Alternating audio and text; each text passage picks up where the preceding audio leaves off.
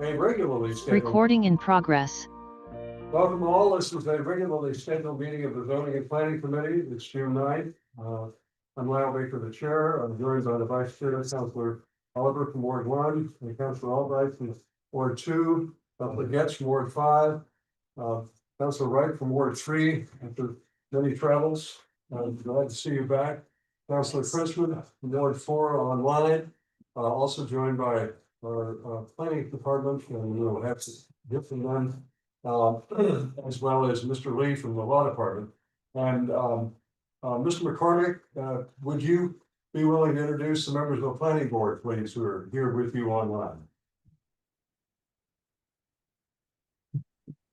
Yes, thank you, Chair. We've Peter Doringer is here, and that's all we have right now. Thanks. Okay. And we are, of course, our wonderful clerk, Katie, is here to make sure we get everything right. So we have several items to deal with tonight.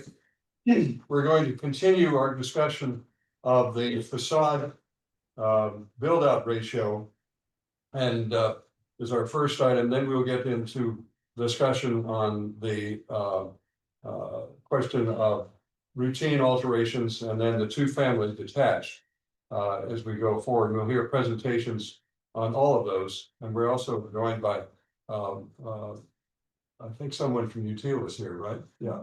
Yes, there she is. Where is she? There she is. There you are, Laura. Thank you, Laura. So nice to see you.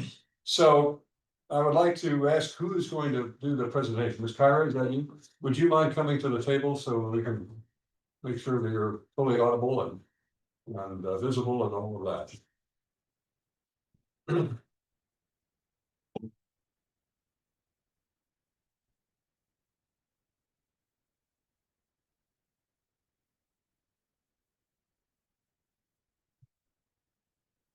He's joined by our colleague from Ward 6, Council Edwards. I can see this. Now you can sit up here if you'd like. Okay, you all right?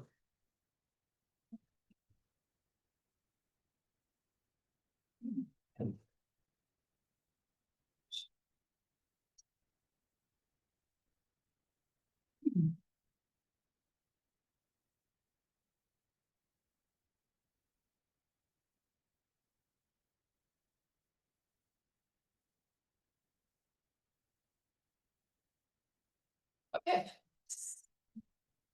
There we go. All right, so following up on last meeting's discussion of the proposed residential facade build out ratio, the request at the end of the last meeting was to look at, could we just apply this to new construction? There's some concerns around how this might limit flexibility around existing homes that are looking to renovate or put on additions.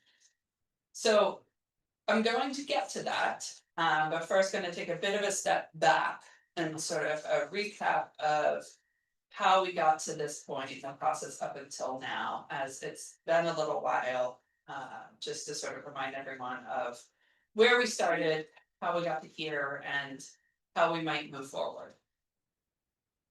So the work started with an analysis of teardowns. We looked at about we looked at 5 years of data, about 500 homes that have been torn down in that time to try to find trends.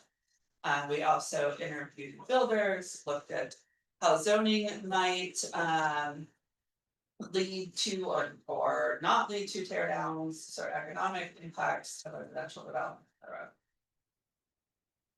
In general, there's approximately 1,000 single and two-family homes that are sold per year, and approximately 100, about 10% of them are torn down. And that's been consistent for a long time, about 100 teardowns a year. What we found when analyzing those was that the typical teardown is a larger parcel, which has more FAR that's left on the table. It's actually more of a delta between more FAR that's allowed in general. A smaller home pre-teardown, so there's more of a delta between the size of the existing home and what could be built. Lower assessed value, and they tend to be post-war construction. So looking at homes built in the 50s, 60s was most typical for what gets torn down. The new builds were often much larger, sometimes 2,000 to 3,000 square feet larger home than what had been there previously. Obviously more expensive, often include significant site work, grading, tree removal, retaining walls, etc. Some of which, during the course of this process, this council has addressed, the grading that goes along with the height, as well as retaining walls has been, recently addressed. And that two-family homes are almost always side by side. So those were the general trends. Looking at likelihood of tear downs, like I said, building age was a big factor. So you can see the chart on the bottom right, it's a little difficult to see here, but the bars that are the highest are for the homes that were built in 1950 and 1960.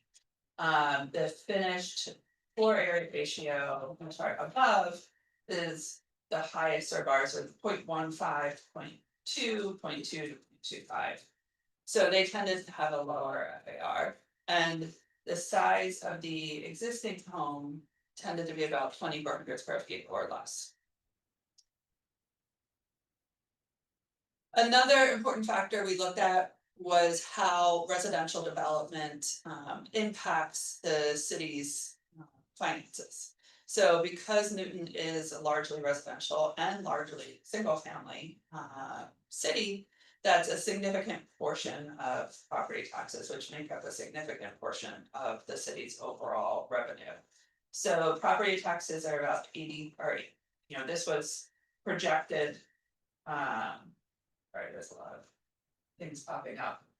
This was the projected FY25 revenue sources, and property taxes made up 83% of the city's revenue sources. And of that, single and 2-unit properties made up more than 75%. Say more than, because the way assessing tracks building types, it makes it really difficult to pull out 2-unit condos. So this is just looking at single family homes and 2-family homes, where the 2 units are under common ownership, and it was 75%. So we know it's more than that, as most new 2 units are condos.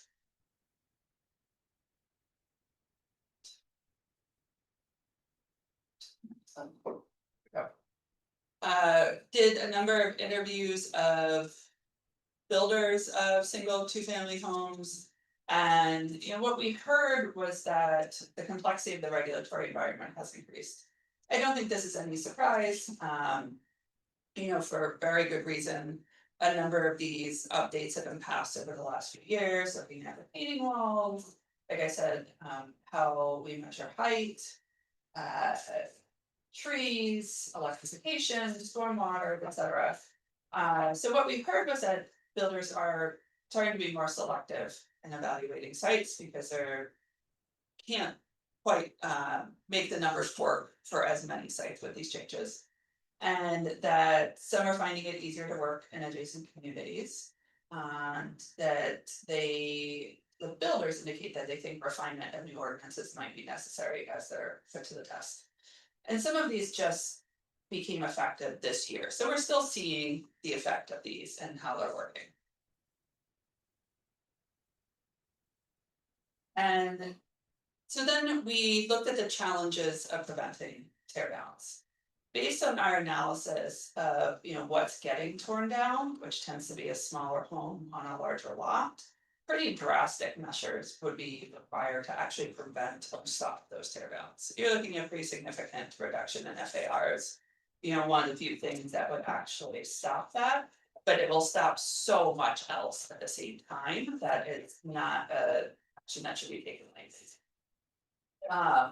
Which is how we got towards our proposal, which was to better regulate new construction so that it's more contextual with the neighborhood, that it fits in better, responds sort of better to the streetscape. Also, more time is needed to evaluate these recent zoning. Like I said, some of these just went into effect this year. We're seeing a pretty significant reduction in building permits for new single family homes. Now, it's unclear how much of that is attributed to the economy. How much of that is attributed to code changes, I'm sure it's a mix of all of the above.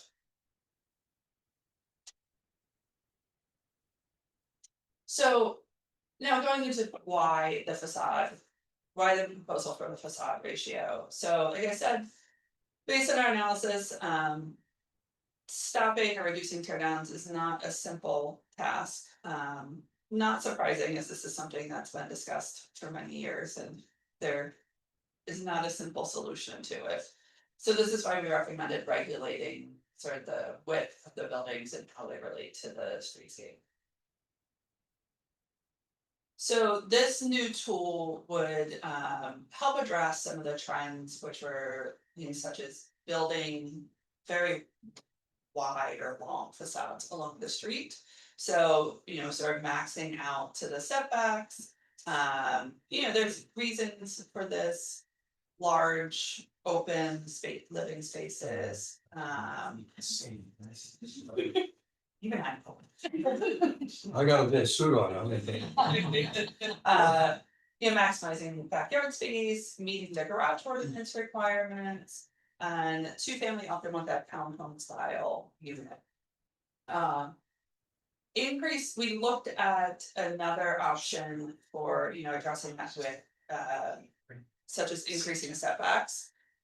This would disproportionately impact narrow lots, which is why we went towards the ratio. That would sort of account for changes in lot width and sort of, vary with those rather than being a little more blunt tool, such as just increasing setbacks. If calibrated correctly, the idea is that this won't limit development allowance, it'll just control the shape of it. Just glad you, just maybe pause for a second, to indicate we've been joined by Councilor Theolis, member of the committee from Ward 8.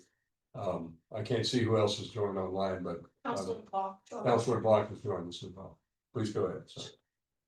So typical new construction, like I said, maximizing the floor area ratio, building out to the side setbacks. So, here are a few examples. We looked at some typical buildings, typical, new construction on typical lots in the SR1, SR2, MR2 districts. So you see on the left, you've got pretty big building footprint of over 3,300 square feet. A build out of 81%. So again, that's the width of the building in relation to the frontage width. In the middle, a little more compact with a building footprint of about 2,800 square feet and a facade build out ratio of 69%. And then the MR2 lot, we have one of our standard two families with the two units side by side, and a building footprint of almost 2,400 square feet and a facade built out of 74%. And this is looking at the before and after for two family at 117, 119 Norwood. And starting with fairly narrow building, just 34% built out, and then it went from a two family to a 2-unit condo and went from a 34% facade build up to 78%. Again, this are standard side by side garages on the outside. Now some of these will have been addressed through the changes to the garage ordinance, which did affect sort of how wide those garages can be in relation to the unit. And then here's another example where it actually got a little narrower. So where you see this 2-unit new construction on the right, surprisingly, where it's actually a little narrower, it just goes deeper into the lot. And so this is going from a 65% facade build out ratio to 55%. But generally kept the same form and almost the same size from the street, just goes deeper into the lot.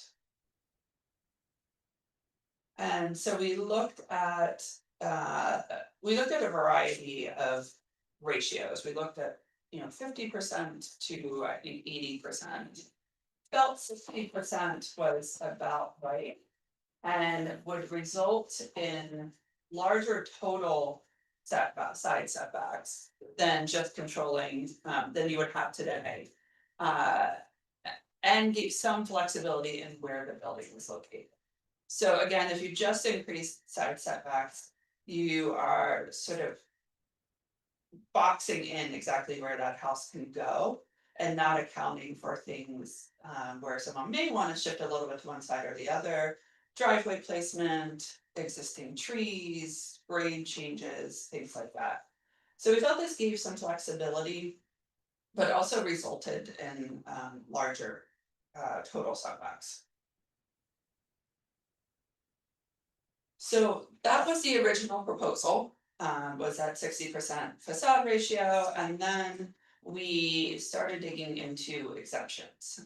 Because there still are some scenarios where it doesn't quite fit or where we may want to give some flexibility to existing homes, and then this is where it got more complicated. So the sort of agreed upon in committee exemptions were buildings that were fully 1.5 stories or less. Wouldn't be subject to the facade build out ratio. They tend to be wider but lower and have less of an impact than the new 2.5 story homes that are as wide. Odd shaped lots, so there seemed to be agreement that lots with less than 50 feet of frontage would only need to meet setbacks, and this is because we have a lot of lots that are not neat rectangles. So the frontage might be very small, but then the lot's still, a decent size. And I think this particular site here showing if you applied the facade ratio, you could have a 7-foot wide house. So it just doesn't make sense in some cases. And then there already is an exemption, or not an exemption, but there already is something in the zoning that deals with shallow lots where it's really shallow. And it gives some relief from dimensional requirements. So the next step was looking at how do we give a little more flexibility? Is the 60% too restrictive? Particularly when it comes to existing homes. It may already be non-conforming or may want to add an addition, but the way the house is currently laid out, you can add an addition of your living room or your kitchen or what have you, and you can't always go back, that you may need to go out to the side. So we looked at 4 options, and this is what we presented last time to the committee, and these were exempting portions of the front facade that are set back at least 20 feet. So pros is it helps disincentivize flat facade, allows some flexibility for new construction and existing homes. On the negative side, the homes could still be fully built to the side setbacks, the existing side setbacks. Option 2, exempting portions of buildings that are less than 1.5 stories. So this sort of builds upon that earlier exemption that fully exempts buildings that are completely less than 1.5 stories to also exempt any portion of the building less than 1.5 stories. So this does reduce sort of that impact on neighbors as you're building up to the side setbacks, as it's not as tall. It does potentially limit flexibility for existing homes a bit. But it is also typical of building typology we see throughout Newton with the sort of center entrance colonial with the wings on the side that are 1 story. Option 3 was applying 2 different ratios. So you would have a front portion of the building up to a certain depth, again, we were looking at around 10 to 20 feet, would have to be the 60%, but then the house could get wider as you go further back in the lot, up to maybe 80%. For certain size lots, you could still build to the setbacks, but on larger lots, it would limit that ability to go fully to the setbacks, or on wider lots. This one was the most complex as we dug into it and worked through with law and ISD, and felt would be really difficult to implement.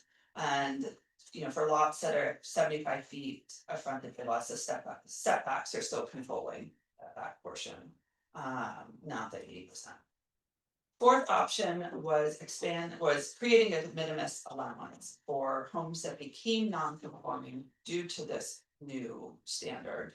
That were exceeded the 60%, so existing homes only, allowing them to increase that width by a certain percentage. We looked at 10%. This focused on existing homes and allowed some flexibility, but felt that it still would only apply to those that were already non-conforming. So if your house was at 59% and you want to add an addition to go out to the side, you couldn't exceed that 60%. But if you were at 61%, you could. And that additional width just may not be sufficient for what a homeowner is trying to do or justify the cost of the addition. So this is where we were at the last meeting. What we heard from the committee was we support this for new construction, but would rather not apply it to existing. So see if there's a way to differentiate between the two so that we are incentivizing sort of the preservation of those existing homes. So we spent a good bit of time looking at this and seeing, can we apply this just to new construction? So some of the goals were, like I said, incentivize preservation, provide the maximum amount of flexibility for renovations and additions to existing homes, but avoid past pitfalls and loopholes when it comes to differentiating between existing and new. And it also needed to be relatively simple to implement because this isn't something that is a sort of rare occurrence at ISD. This is what most building permits involve an existing single or two family home. So this has to be something that's simple, straightforward, black and white, that is easy for the inspectors to implement and to explain. So easy task. So we spent a good bit of time brainstorming with law, with the commissioner of ISD, with our current planning folks, and came up with some options. The sort of short answer is I don't think any of them really work, but I'm going to go through and explain each one that we looked at.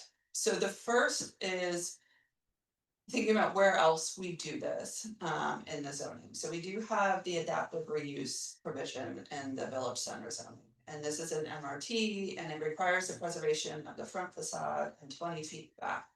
And then you get,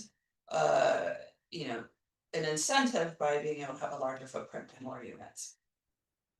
This is similar to our option 1 exemption, where we would exempt anything that was 20 feet back or more from the facade ratio, which had concerns that it limited the flexibility. Also would limit the ability for a 1 or 1.5 story home to add a second story. And I don't think we're looking to sort of lock in those ranches and capes at 1 or 1.5 stories. Might rather than go straight up a bit rather than out or back a lot more. So the other was looking at, so next we looked at defining new construction as changing more than 50% of existing home. So this exists deep in our zoning ordinance in 7.8.4 and has sort of a limited applicability, but is something that has been interpreted previously as being 50% of the walls and the roof. So we spent a good bit of time thinking through this and don't think it works for this purpose. It does add additional complexity and calculations.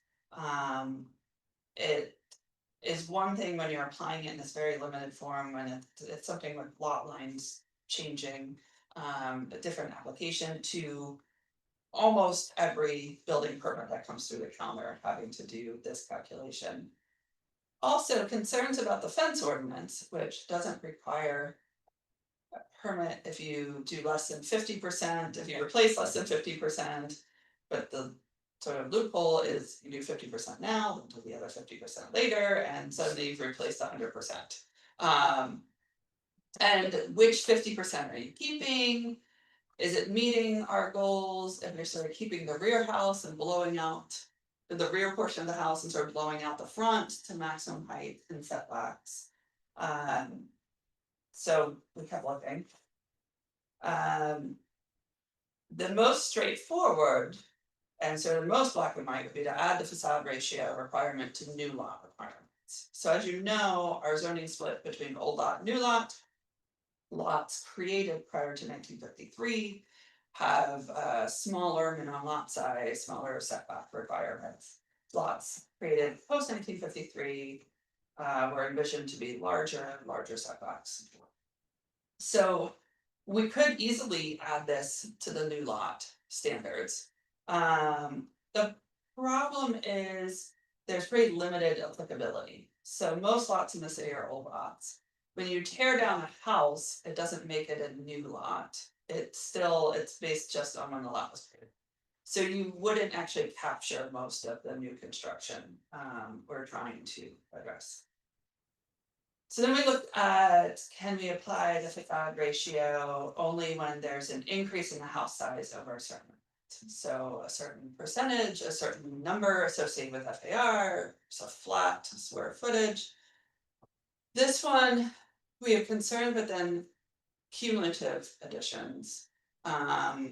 You could put a sort of look back period to say, you can only do it if you haven't done an addition in the last 4 years or 10 years or whatever, but then that makes it every single permit that comes through, the inspectors are having to do a deep dive into the history of the lot. There's just much more room for error. It also then doesn't really accomplish our goals because big houses can get even bigger, and smaller houses would be fairly limited. That's what we came up with. The additional challenge, which Attorney Lee can also weigh in on, is just if you're applying a rule only to new construction, it's unclear how the non-conformity applies and when something's non-conforming, because you get certain rights when you're non-conforming that you don't get when you're just compliant with zoning, and that gets even more confusing and challenging if you are drawing the line between existing and new construction. So our ultimate conclusion was that while makes sense and is, to just apply a rule to the new construction, in practice, it doesn't really work because there are just too many ways to get around that, or too many unintended consequences of that. You could have, and we've seen this happen in the past with FAR, you keep a tiny bit of the house and you build essentially a new house around it. You keep a few studs, you keep a foundation, and you're not really accomplishing the goal. So unfortunately, our conclusion there was there's not really a good way to do that. So thinking about where we are now, there was initial consensus around the ratio of applying the ratio of 60%. Where it got complicated was when we tried to start adding that flexibility for existing homes and looking at possible exemptions. Each exemption presented its own challenge, and no single proposal achieved consensus. The recommendation to only apply the rule to new construction, we just don't think is feasible. ISD has very real concerns about increasing the complexity of permit review, and we're also seeing new single family home permits significantly decrease so far this year. But still, again, not sure where that's going from here. So where do we go next? Potential next steps is, we've run out of time from the prior public hearing. We could set a new public hearing for the same proposal or something similar. Again, we would need to sort of work through what, if any, exemptions to include. We could further analyze the facade ratio proposal to determine if maybe a slightly higher percentage is simpler, but is effective at providing that flexibility for existing homes and achieves our goals. We could look at other options for regulating new homes. Or we can try and gain a better understanding of where exactly what the landscape is now around home development. And the impact of the economy and the impact of recent code changes before moving forward with further zoning changes. So unfortunately, we don't have a great solution for you, but are happy to discuss and brainstorm with the committee and about where we go next. So I want to recognize people. Let me just make an introductory comment if I can. As I understand it from Mr. Lee, our time runs out. When Mr. Lee, for action by the council at the end of the month or the 20, what is it, something? We're out. We're out now.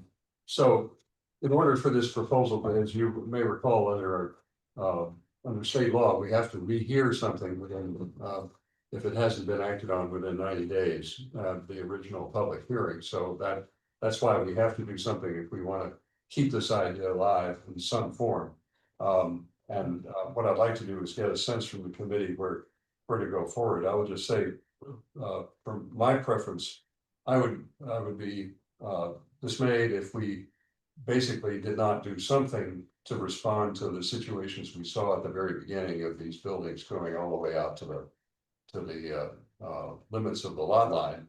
And I would rather do something that will limit that consequence rather than do nothing, even if it's less than we get started out with.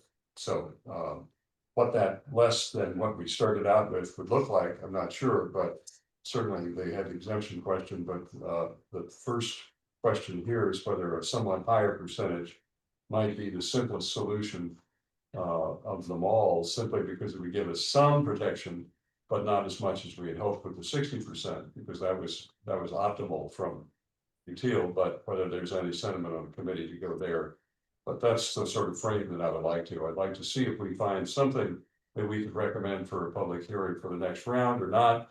And if we can't, then so be it. We've done the best we can. But I would like to see if we can get there rather than have the challenges just swallow the opportunity that we've tried to build here. So with that introduction, let me recognize people in the committee. I'll start with Councilor Albright, Councilor Wright, Councilor Kalis, and Councilor Getz. So also, Stephen Farrell joined us too. Oh, thank you, Councilor Farrell. All right. Some of my concern had to do with the 20 feet, that the additions in the existing had to be 20 feet back.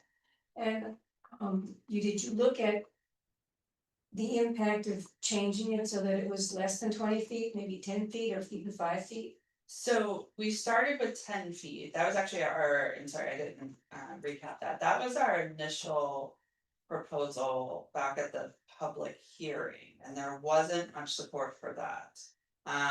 Also looking at it, 10 feet doesn't sort of visually differentiate.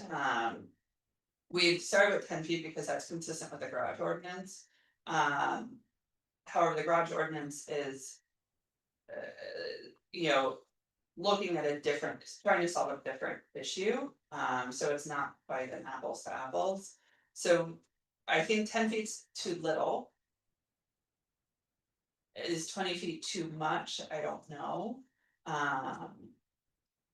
There's lots of examples of existing homes that are less than that. But I think some of it has to do with the overall design and architecture works on some of those examples, whereas it's maybe not always the case with some of the new construction we see.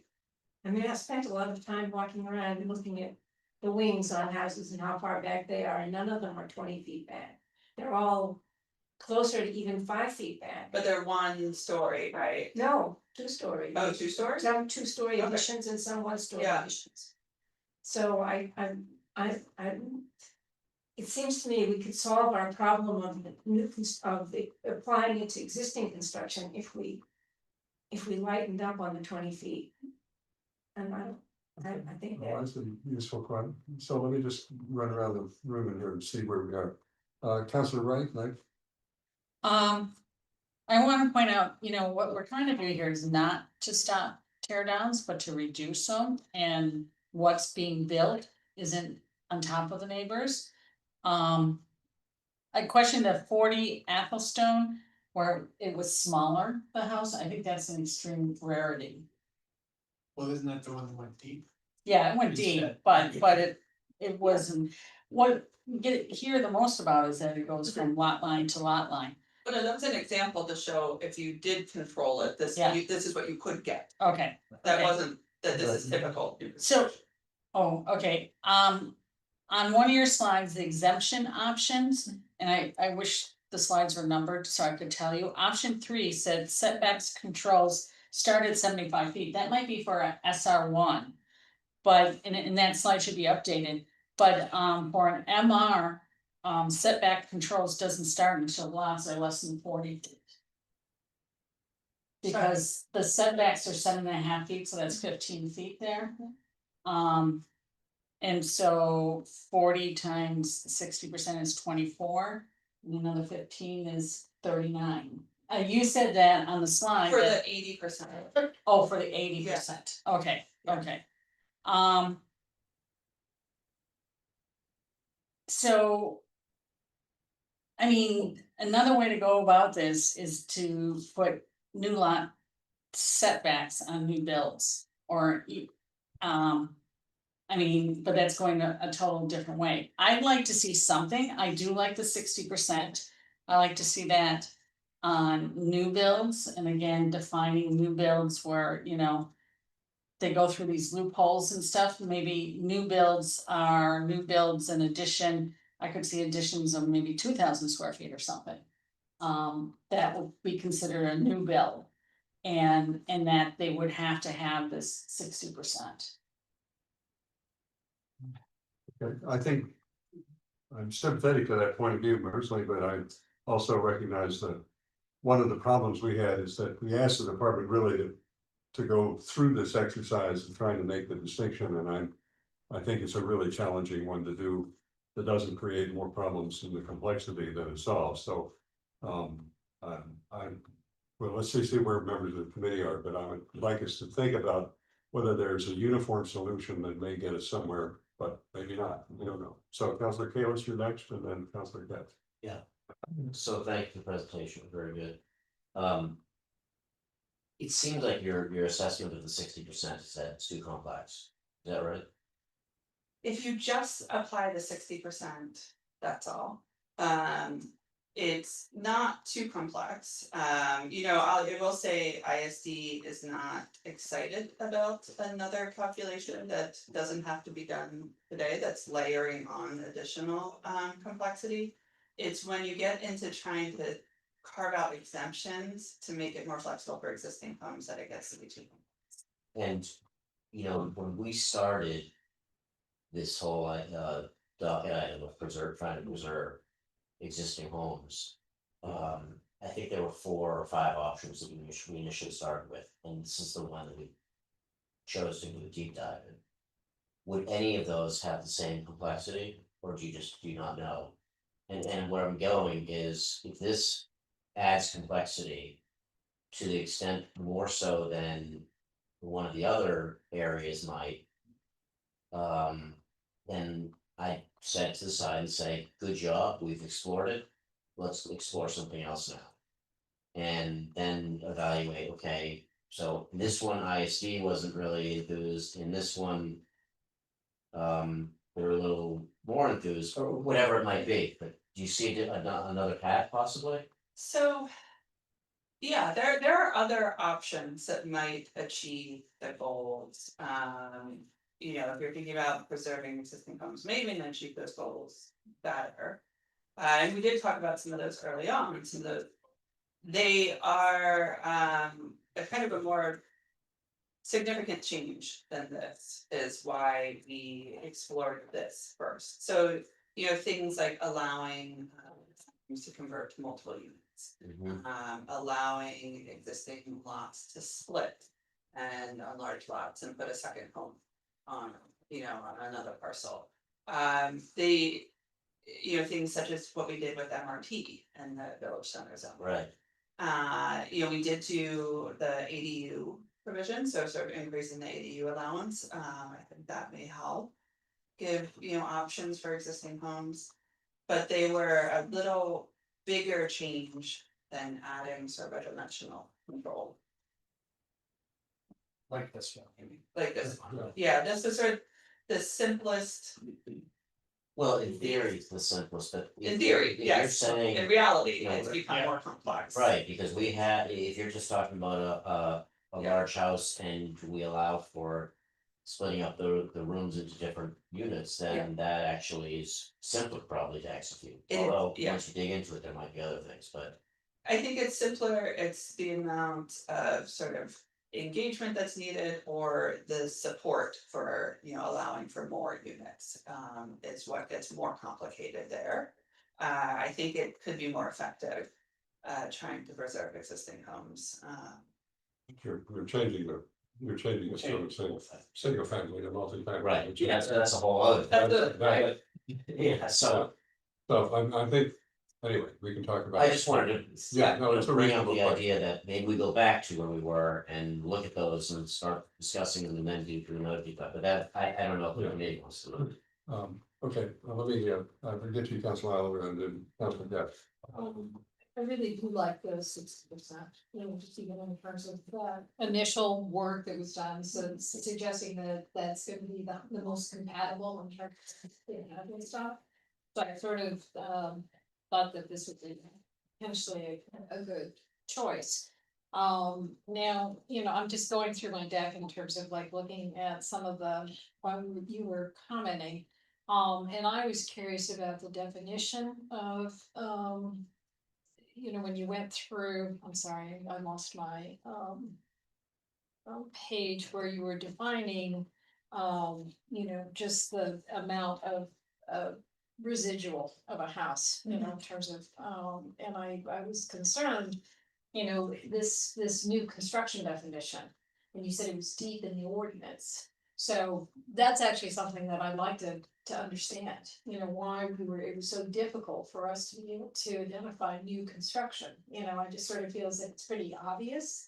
But then it gets into, I don't want it to be, I thought maybe we could use gross floor area, just in terms of if you're going to increase, like have a house and you're looking at plans and you see that it's over a specific percentage, then that's considered new construction.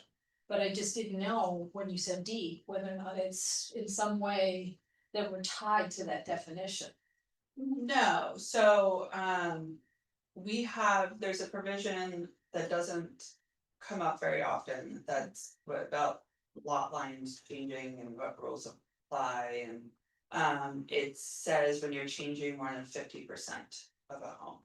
So we looked there first because, that was something that exists in the zoning and ISD has had to interpret that. And that's what they've interpreted as keeping 50% of the walls and 50% of the roof. You know that specific section? I can get it for you, Yeah. somewhere in 7.8. 7.8 or something. Yeah. There are I think multiple so. sections with it, Yeah, yeah, and It I is see, very- and I, yep, sorry. they yeah, keep interpret going. it differently, that's why Okay. leaving it up to interpretation by ISD is dangerous. It's complicated, It's not and so we looked at that, Mhm. didn't think that was great, cause again, it does, remember, these are. Permits ISD is seeing all day, every day, Mhm. it's already, shouldn't be, but it's already challenging to get basic zoning information on the plan. Anytime you add something else, like right now, we're working through the change to the average grade definition, right? So we have to make sure that people are showing that and they have to show both the existing and the proposed, because you have to take the lower one. So, that adds time and complexity to every interaction because the inspectors or plan reviewer are often having to go back and say, no, I need you to add this. Mhm. Oh, try again. So, we do want to be careful about any additional thing we add. If we're requiring every, renovation on a home that comes through to be doing this calculation. That's certainly adding that complexity. Also concerned about, okay, so you swap out this half of the house now. And make it bigger, much bigger, and then you swap out the next half Mm. of the house, so how do we prevent that Mhm. from happening? And then that starts bringing in the added complexity of, do you have a like look back period where you can't have done any additions or, exceeded that gross floor area for an addition in the last however many years. Well, now that's one more thing you're having to check and go through every building permit, Mm. and go through the whole permit history. To see when was their last addition, how big was it cumulatively in that period, did they do enough to trigger that? That's kind of essentially unworkable at that point. Yeah, no, I don't wanna add to the complexity of my estate, but at the same time, I'm sort of feeling like. We have an opportunity to potentially, shape the development, the new development that's coming. And I noticed in quite a few of the pictures, there were two families, in terms of just dealing with. The definition that we currently are going to be working on later on tonight, just even in terms of, okay, well, maybe that will fix this issue of, wall to wall. Yeah. Built, but only with the two families. So I feel like. As you were suggesting, you were learning something here, but once you start looking at it, it gets much more complex, but I. Keep going back to the 60% in its own preventing tear downs, because we heard from one constituent that said that actually. It prevented a potential tear down of a historic home. And that was sort of in a place where it sort of then became, they wouldn't be able to build what they would like to build on that lot. Because they needed to maintain the 60%. Yeah. And then my last, and it's not something that, I can ask Andrew, but we're considering this now, is it being applied to any permit? Okay, so it's not in a zone where it's so generalized that it's not applying right now in terms of anything coming through. No, Okay, and we're outside now, even the public hearing okay, period, it's not, it's not, applied. okay, Yeah, and if we Okay. were gonna apply something, we may even wanna think about an effective date, Mhm. just to, Okay. things don't get stuck, that are already. Let me go to, you know, Councilor I Oliver. could keep going forever. Yeah. Well, no, I want to comment, Good for now. I want to comment too, but I want to hear from the vice chair. Great, thanks. So just kind of going from the most recent kind of comments I've heard to the older comments tonight. I think we are definitely learning something here. I think what we need to figure out is, what did we just learn? Right? And what I'm hearing is, and correct me if I'm wrong, but what I'm hearing is this alone isn't gonna do it. It's the complexity is over the top. Well, with all I think with the iterations to try and make it applicable to new construction versus. Oh, That makes, but that's where we got to as a group, yeah, right? And that's what made everything that came before it ultimately palatable. So that's where I'm starting from. yeah, So that being the case, what I also heard, and this is where correct me if I'm going astray.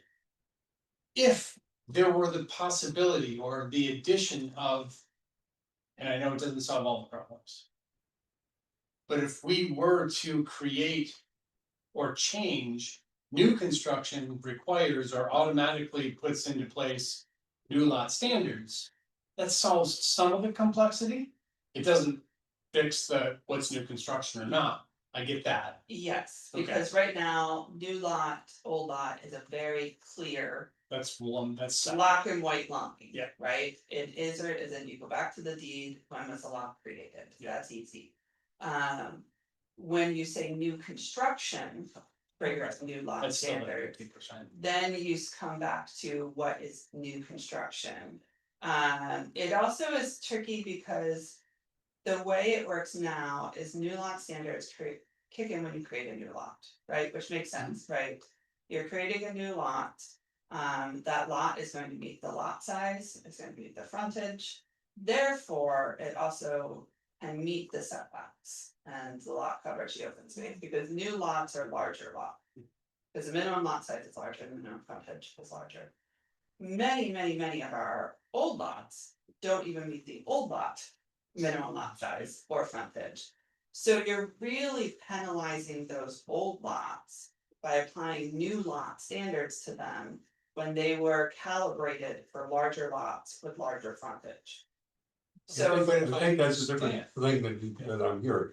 If I can, No, because you're applying new lot setbacks. So if you start, new lot has larger setbacks, but they also had a larger street frontage and they also have a larger minimum lot size.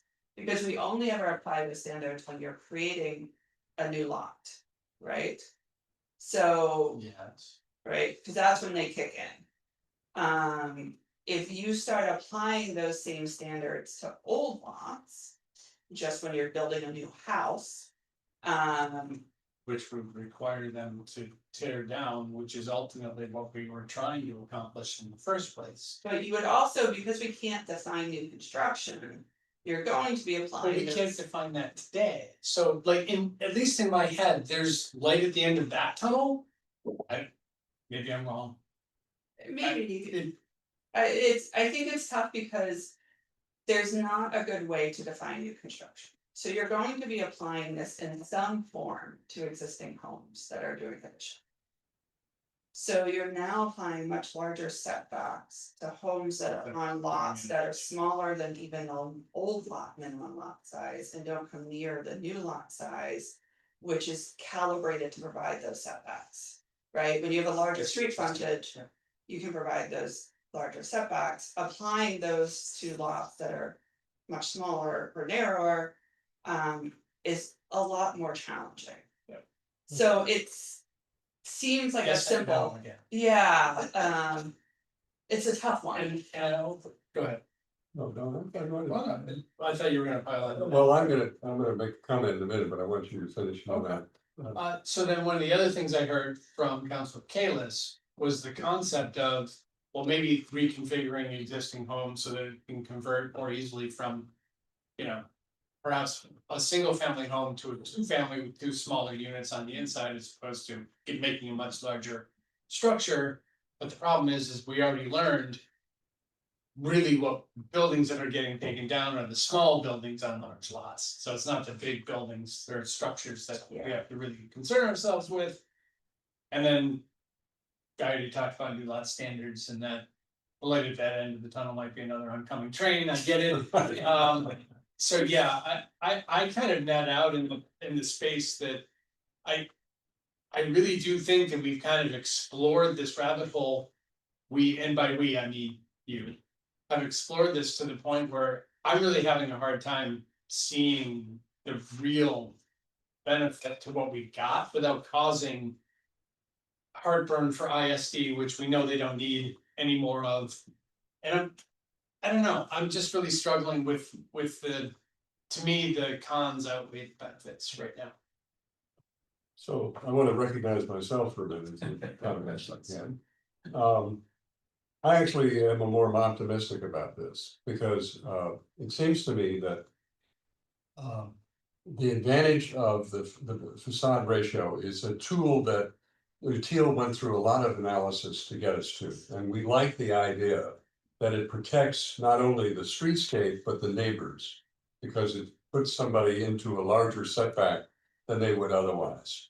And part of the concern about some of the exemptions that we've discussed is that might help with the streetscape, but doesn't necessarily help the neighbors where you're building right up against the limit. And and you've talked about these houses that are torn down, they are the situations where the neighbors had some sense of space before because they're smaller space houses on bigger lots, and then all of a sudden the volume is increased all the way across. And then we see the examples at the beginning, and I think the examples at the beginning are really very important because they drove this result, which is to say, can we get something that is in terms of of impact on property values relatively neutral to the property, so we're not dealing with a major reduction in FAR with the issues that that describes, even though some of us may be sympathetic to that. We're looking at a situation of changing what it does to the neighbors and what it does to the street. That idea, I think, is still valid, it's still useful, so I don't want to see us just abandon that question. The question then becomes, it seems to me, is there still some version of that that would get us some improvement for both the neighbors and the streetscape? Now, as it turns out, the problem with new versus old construction, I think the department has taken us through that track, along with Mr. Lee has not commented, but I think he would just add to the level of difficulty that provides for interpretation and ISD and so forth. So I think the solution that we have to consider, at least in my preference, is one that is of uniform application, but does not try and make a distinction between old and new. The question is, can you do something that will improve the situation, even if it applies across the board, right? Now, let me finish, please. So it seems to me there are two ideas that have come up. First, I heard still some sense that the 60% is a good number, is a base number. Second, that the lower, the exemption of 1.5 stories, I think we'd agreed on that, right? And the irregular lots. In other words, we take all of the things that I thought we'd move through this committee to get to. The question where it began to break down, I thought, when the people were doing additions to existing homes, right? So the question I have is, if we were to take what we've done that I thought the committee had come to consensus on, but we were trying to deal with the last piece of the puzzle, which was the additions to existing homes. Whether there's one other exemption that could be added to the mix that might make a difference, but not blow the whole thing apart. And that is to take something like what Councilor Albright indicated, which says that if in fact you're doing something that is more than let's say 15 feet back, that takes you out. Now, maybe that takes out too many things, and it's an exception that swallows the rule, but at least it is a measurable one that's relatively simple. It applies across the board, and we would get some potential protection for our improvement in the streetscape. So that's the question I'm curious about, is if you added one more exemption to the mix of agreed exemptions, whether that still allows you enough coverage that you think you will capture enough of these situations so that we can say to the city and to the public that we are actually responding to as much as we can without changing the framework of our zoning in such a way to make it so difficult to interpret that we can't do anything with it. Now, I don't know if that's the right path forward, but that's one at least has some appeal to me, because it is not trying to make a distinction between old and new, and saying I'd rather get some control and some improvement rather than none. And that's the question I'd like to come back to. Now, I will go to but the department may want, I'll go to Councilor Wright and then back to Councilor Kalis. So, coming to an earlier thought about look back and how that is hard to do if they do addition after addition after addition. Someone who's lived through a renovation, probably 95% of the people don't want to live through another one a year or two later. So I think it'll be a rarity that would happen. And so we're not going to catch everything, but I don't think we really need a look back on that, because I think it'll be just a few of those. What we're trying to do, and I'm a little bit worried about putting this on existing homes. We're trying to keep the existing homes, and if you make it too difficult for them, for the existing homes to do renovation, they're gonna just tear it down anyways. And especially meeting our new codes, energy codes, stretch codes, things like that, it is difficult for older homes. So I'd rather put these constraints on new homes, and I'm with, Councilor Getz. I don't understand if, they gotta come up with their drawings, and if you say 50% of, they have to have existing or maybe 2,000 square feet or whatever of floor space. To me, that's easier than doing the walls and the roof and everything else. And, yeah, they may build all the way around it or whatever to expand it, but, that would be considered a new build. I think it would be simpler for them, because what we have now, I mean, that's a nightmare, counting walls and roof. So that doesn't, I wanna be clear, that rarely kicks in. That's when you're changing lot lines and it's whether Okay. you're like exempt from some change. It's not something that's being done Okay, normally, which is why I recommend against. oh yeah, doing but I think doing something simpler, just, the amount of floor space that you're adding on, and come up with a number, if it's more than 50% or more than 2,000 square feet or something. Then it would kick in as kind of like a new build. And these rules would apply. So let me be clear, you're not recommending a distinction between old and new build, you're saying that there's a threshold of addition.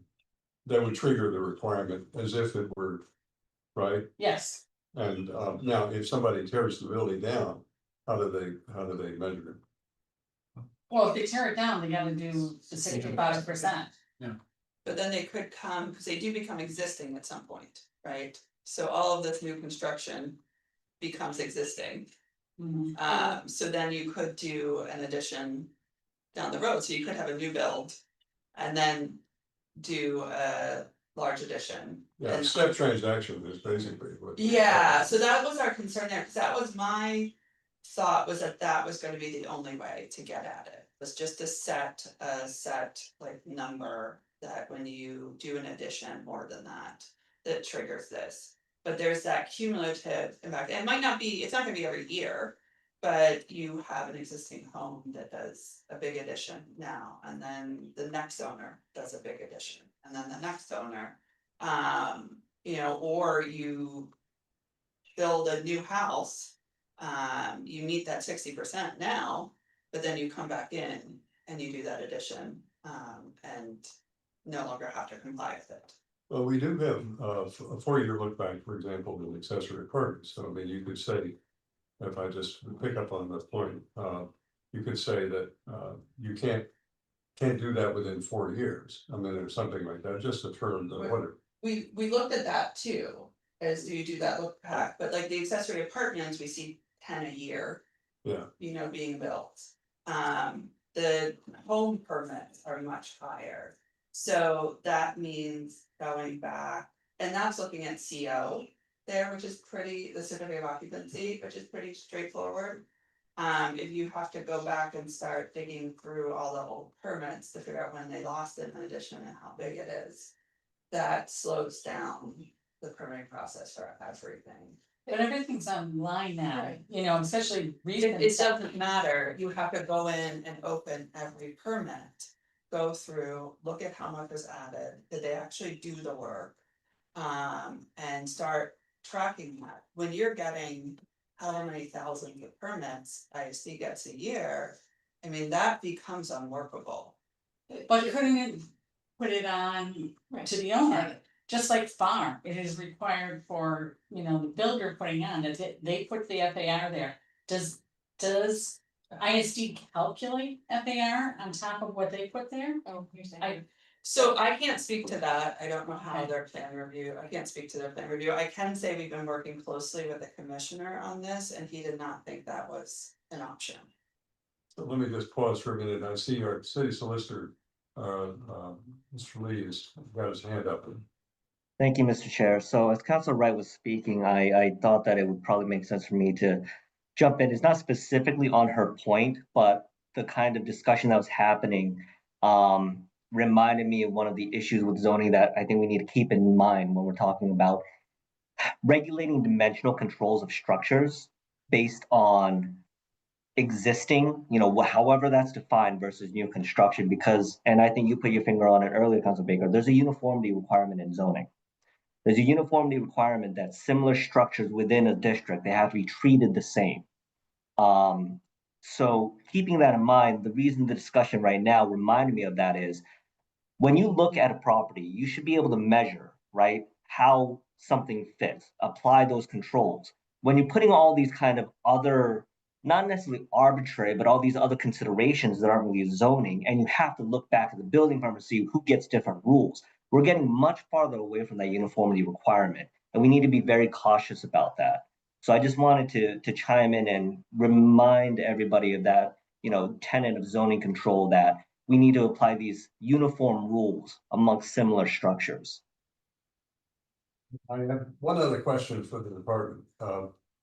One way we could pursue this is to say, all right, for purposes of where we came to as a committee, we had the 3 exemptions. I thought we were agreed to in the base idea. Can we just, and I'm gonna amend my prior comment because I again want to try and make it as simple as possible.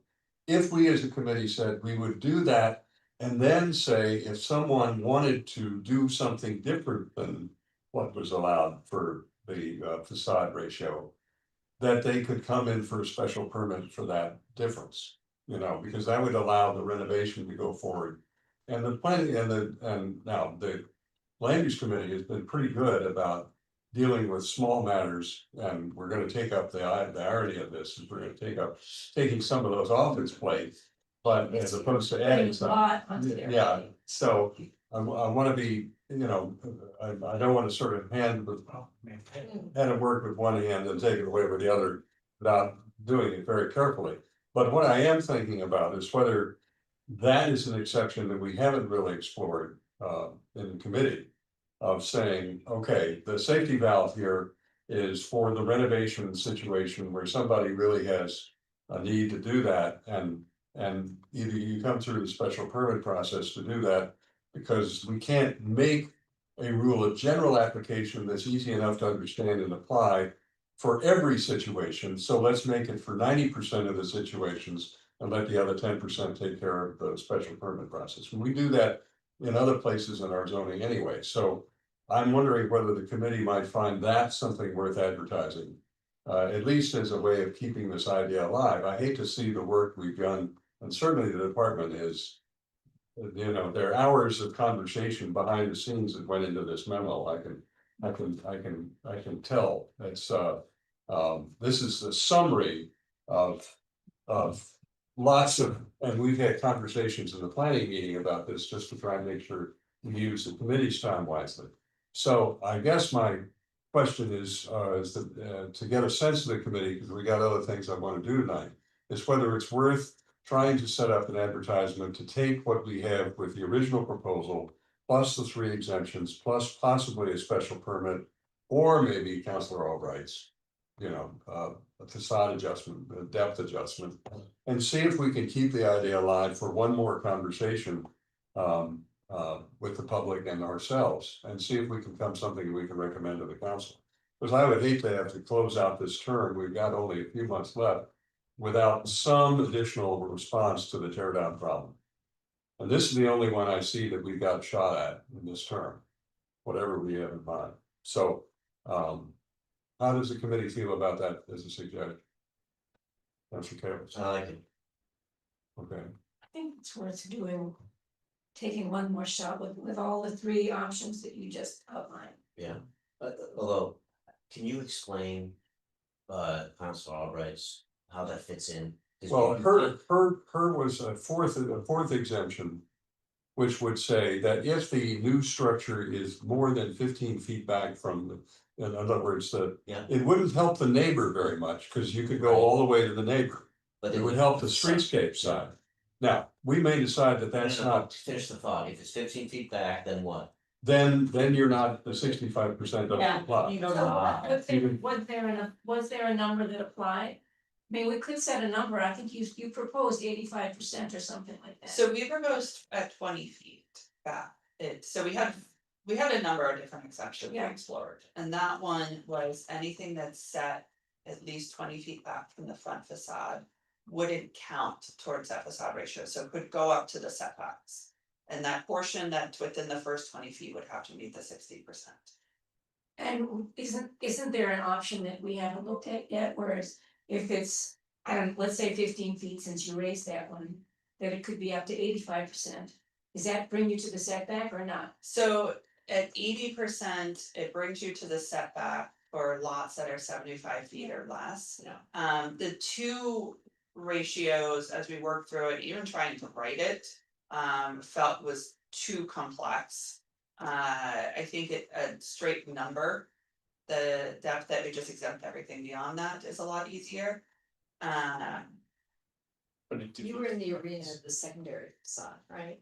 This I'm is sorry, option just three. speak up a second. The option three, where where you were looking at the primary facade being at 60% and then the secondary Yeah. facade ratio get up to 80. I Yeah. think that's the one you were thinking Yeah. about. So, it's applying secondary. Yeah, Yeah. and I would amend my suggestion if there was a secondary that might get you somewhere. Yeah, because we wanna try not to make people who wanna do an addition go through a special permit. Right. You know, so again, I'm more in line with the exemption there, So that one, but ISD didn't like. really did not like. But And even like, I struggled even to write it, honestly, it sounded simple. But then when you get into it and how much is, you know. This percentage and then the rest, that it ended up being a lot more complicated, we had to create a bunch of new terms, define those terms. Pictures are good. That would explain it really easy. Pictures are good, but you're dealing. 1,000 words. But you have, you know, you wanna make sure those builders and, you know, engineers who are. Doing a lot of these, this is something simple for them to apply and have show on the plan. So that one, and we can go back and have further conversations with ISD on these, but that was. Not gonna go anywhere popular. But to me, it's only adding and multiplication, and you look at the plans, you can see what it is, and. I don't understand why it's so complicated. Adding two additional sort of equations of things that are already incredibly complicated. There's already a lot of calculations that go into every permit. That go into showing you meeting the energy code, that go into all of this. So once we start layering additional ones on top. You know, even just the one sort of facade ratio, they are hesitant about. I think we can get there, it's, you know, if it's relatively straightforward. Having two different ones, got pretty complicated quickly. Well, I think, let's just see where we are, but I want to recognize our colleague, Council Level, I'm sorry, I didn't see your hand. No, no. Please come to the table if you like, we've got No. a seat. Okay, It's okay. well, I want you to be heard So- for the mic though, then that's, I'll speak loudly. okay, Maybe I don't, it's very possible I don't understand. Because I haven't been following this. But, if you allow for a special permit, exemption. Wouldn't the ISD then have to do all these calculations to figure out whether they would need to apply for a special permit or not? Maybe there's something I Well, just don't understand. Yeah, so that calculation has to happen, so if we apply any sort of facade ratio. Right. You're going to have to do that calculation of, are you meeting, let's say the 60, let's say we go to 60%. Are you meeting the 60% or not? And if you're not. And there was a special permit option, then you would apply for a special permit. It's when we start adding on additional sort of complexities and calculations. on Figure out whether they would even need a special You permit. know, for this exemption or that exemption, or applying additional ratios, that it gets complicated, or. You know, so that, do you need a special permit, do you not? Would be. that was my original suggestion, which, I think was fine, if you came to the table and said. The 60% is something I don't wanna deal with, because I wanna go closer to the lot line. Than I would otherwise, I'm an existing home and I wanna build over there, and it's gonna be a difficulty for me to do the addition I wanna do. Then you would say, come to the land use committee, and then you guys would say. Yes or no, depending on how the impact. That appeals to me, I don't have an objection for the exception for a special permit, we don't wanna send people through that gate all the way. But what I've heard in the committee, and that's why I guess I would frame my suggestion in the alternative. Look at Councilor Albright's setback exemption or look at a special permit as the fourth iteration here. So that we could get something done and assure our colleagues that we're not trying to set a trap for the unwary. We're trying to respond to the difficulties that we've seen all across the city with these oversized structures, but in a way that doesn't make it so difficult for people to do something in a renovation.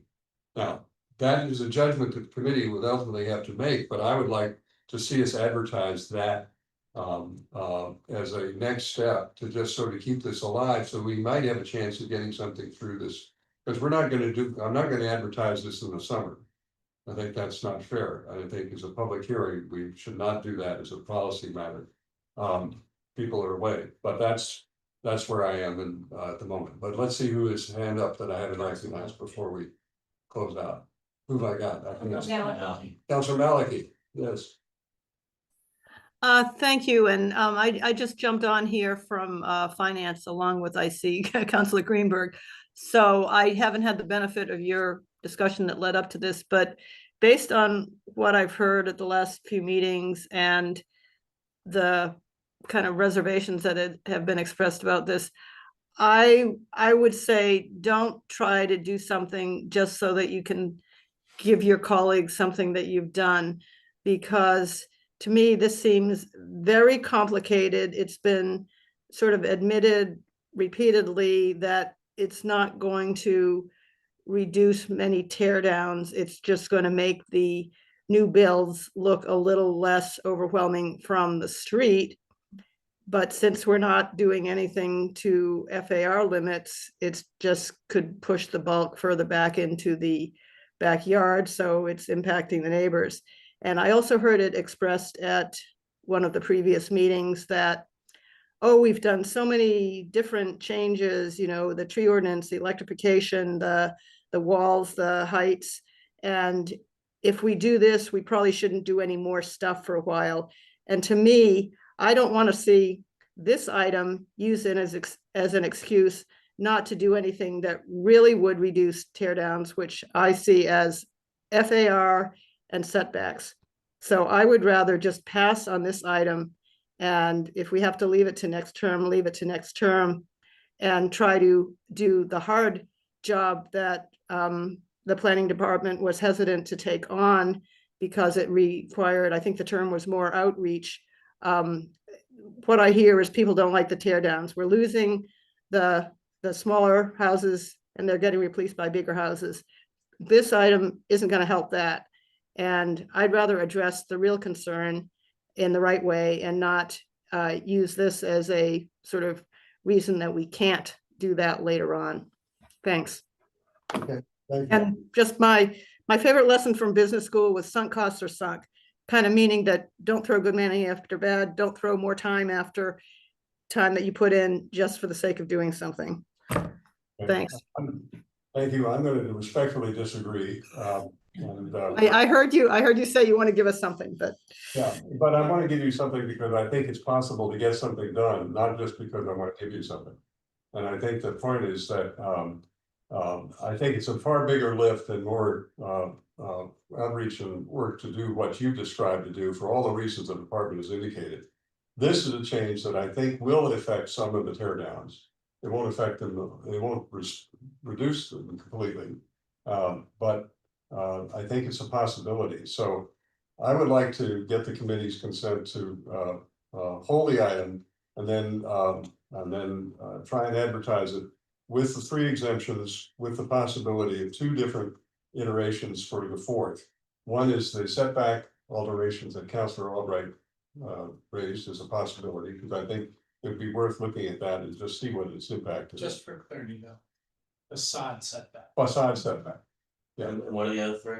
and then the other is a special permit for the exceptions. And the 1.5 stories. Yeah, the ones that we have, you pretty much agreed on the 1.5 story. If the building's a low-rise building to begin with, the fact that it goes all the way to the lot line is going to be a rare event. The pictures we saw are generally taller structures as well as wider structures. So, Can I yeah, ask you a question? Yeah. So I think you said in your slides that there's 1,000 building permits. No, so there's 1,000 home sales a year. Oh, home sales. And of those, Okay. 100 get torn down. Would it be possible to look at the building permits that are for additions and add-ons?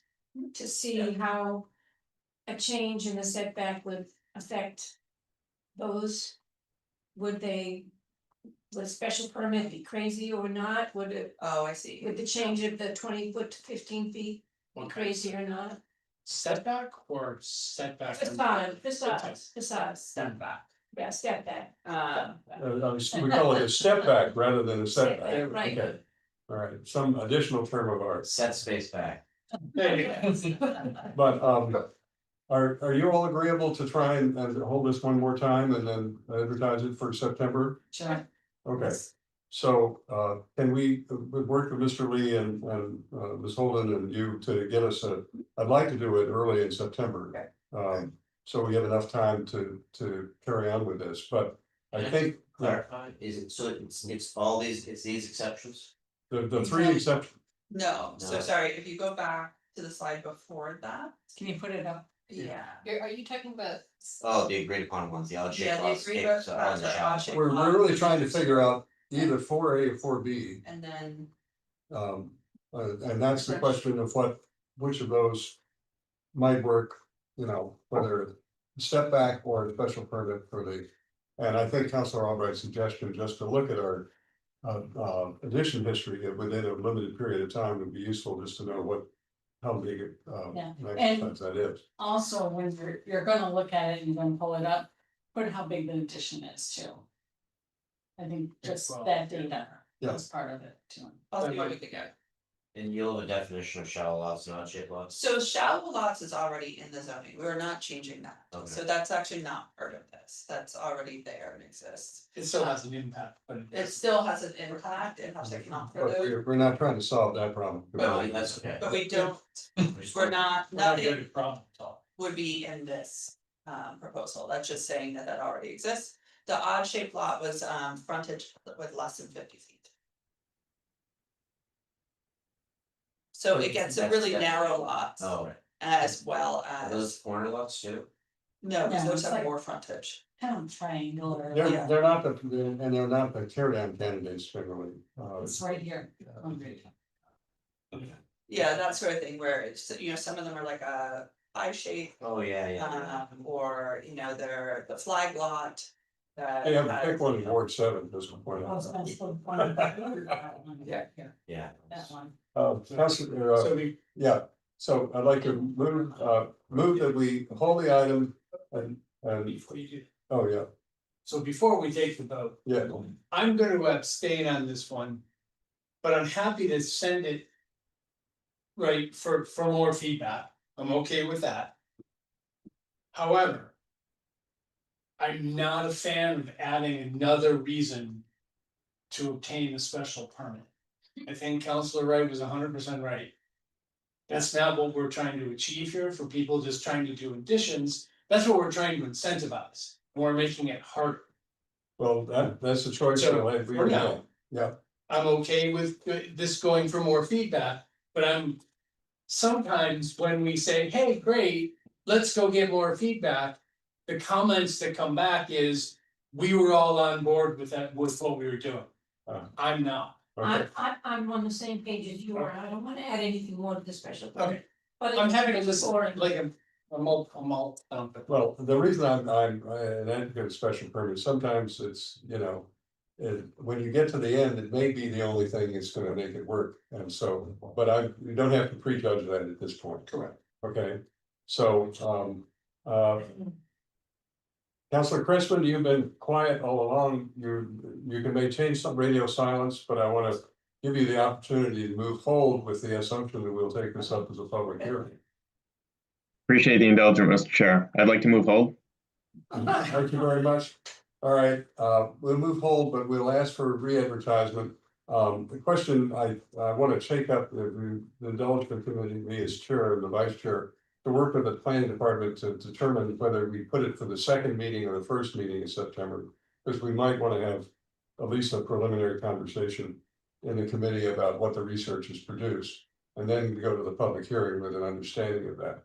So I think that might be our process, choice, if that's. Just as a side note, we've moved multiple items to the first and second meeting in September. That's true. already. That's true. We're gonna. Yeah, we have to do some fancy dance steps, so we have to, if you give the discretion, yeah. Is that right? So you'll do fine. So we'll have to, you and I and the department have to figure that out in the next meeting and somehow figure out now. But we re-advertise this item with along the lines we discussed. Is that fair? Okay, and a motion to hold. All those in favor will say aye. Aye. Aye. Any opposed? Any abstentions? One. Okay, thank you, Counselor. All right. Mr. Chair, do you need the planning board? This is because we're holding the item, we're not voting it. I don't know if they need to, but they're welcome to do whatever they want, right? Mr. I don't think we have a quorum for the. You don't have a quorum? So they'll be at the public hearing when it's. Okay, Exactly. all right. Okay, thank you. All right. So, let us move on now to a very modest item. We're now going to talk about making things easier to do without a special permit, having this discussed, talking about making it easier to do with a special permit. This is 374-24, requesting discussion and possible amendments of chapter 30 zoning to allow certain residential alterations by right. Councilors Kelly and Lipoff requesting discussion and possible amendments to chapter 30 zoning to allow certain routine residential alterations by right to streamline city processes for Newton property owners. Okay, and we've held this, we have not advertised this yet because we have not gotten to a committee general consensus about where we are, which is our sort of informal process. So who is presenting this one, please?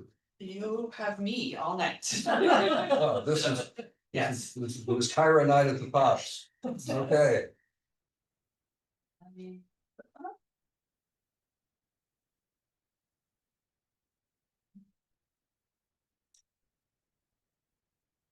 Oh, I would just say, we lost you, Teal, but you will talk to them a Yes. little bit about. Yeah.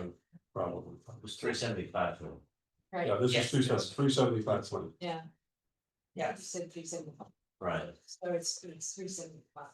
yes, 375.4, so again, this is looking at whether we can make some things that are regular special permit requests that are relatively minor and regularly get granted by right. So we last discussed this in March. So we presented a number of ideas to the committee based on some analysis of frequent special permits. Just, some background. We focused on nonconformities and mostly in that analysis because so much of the city is nonconforming.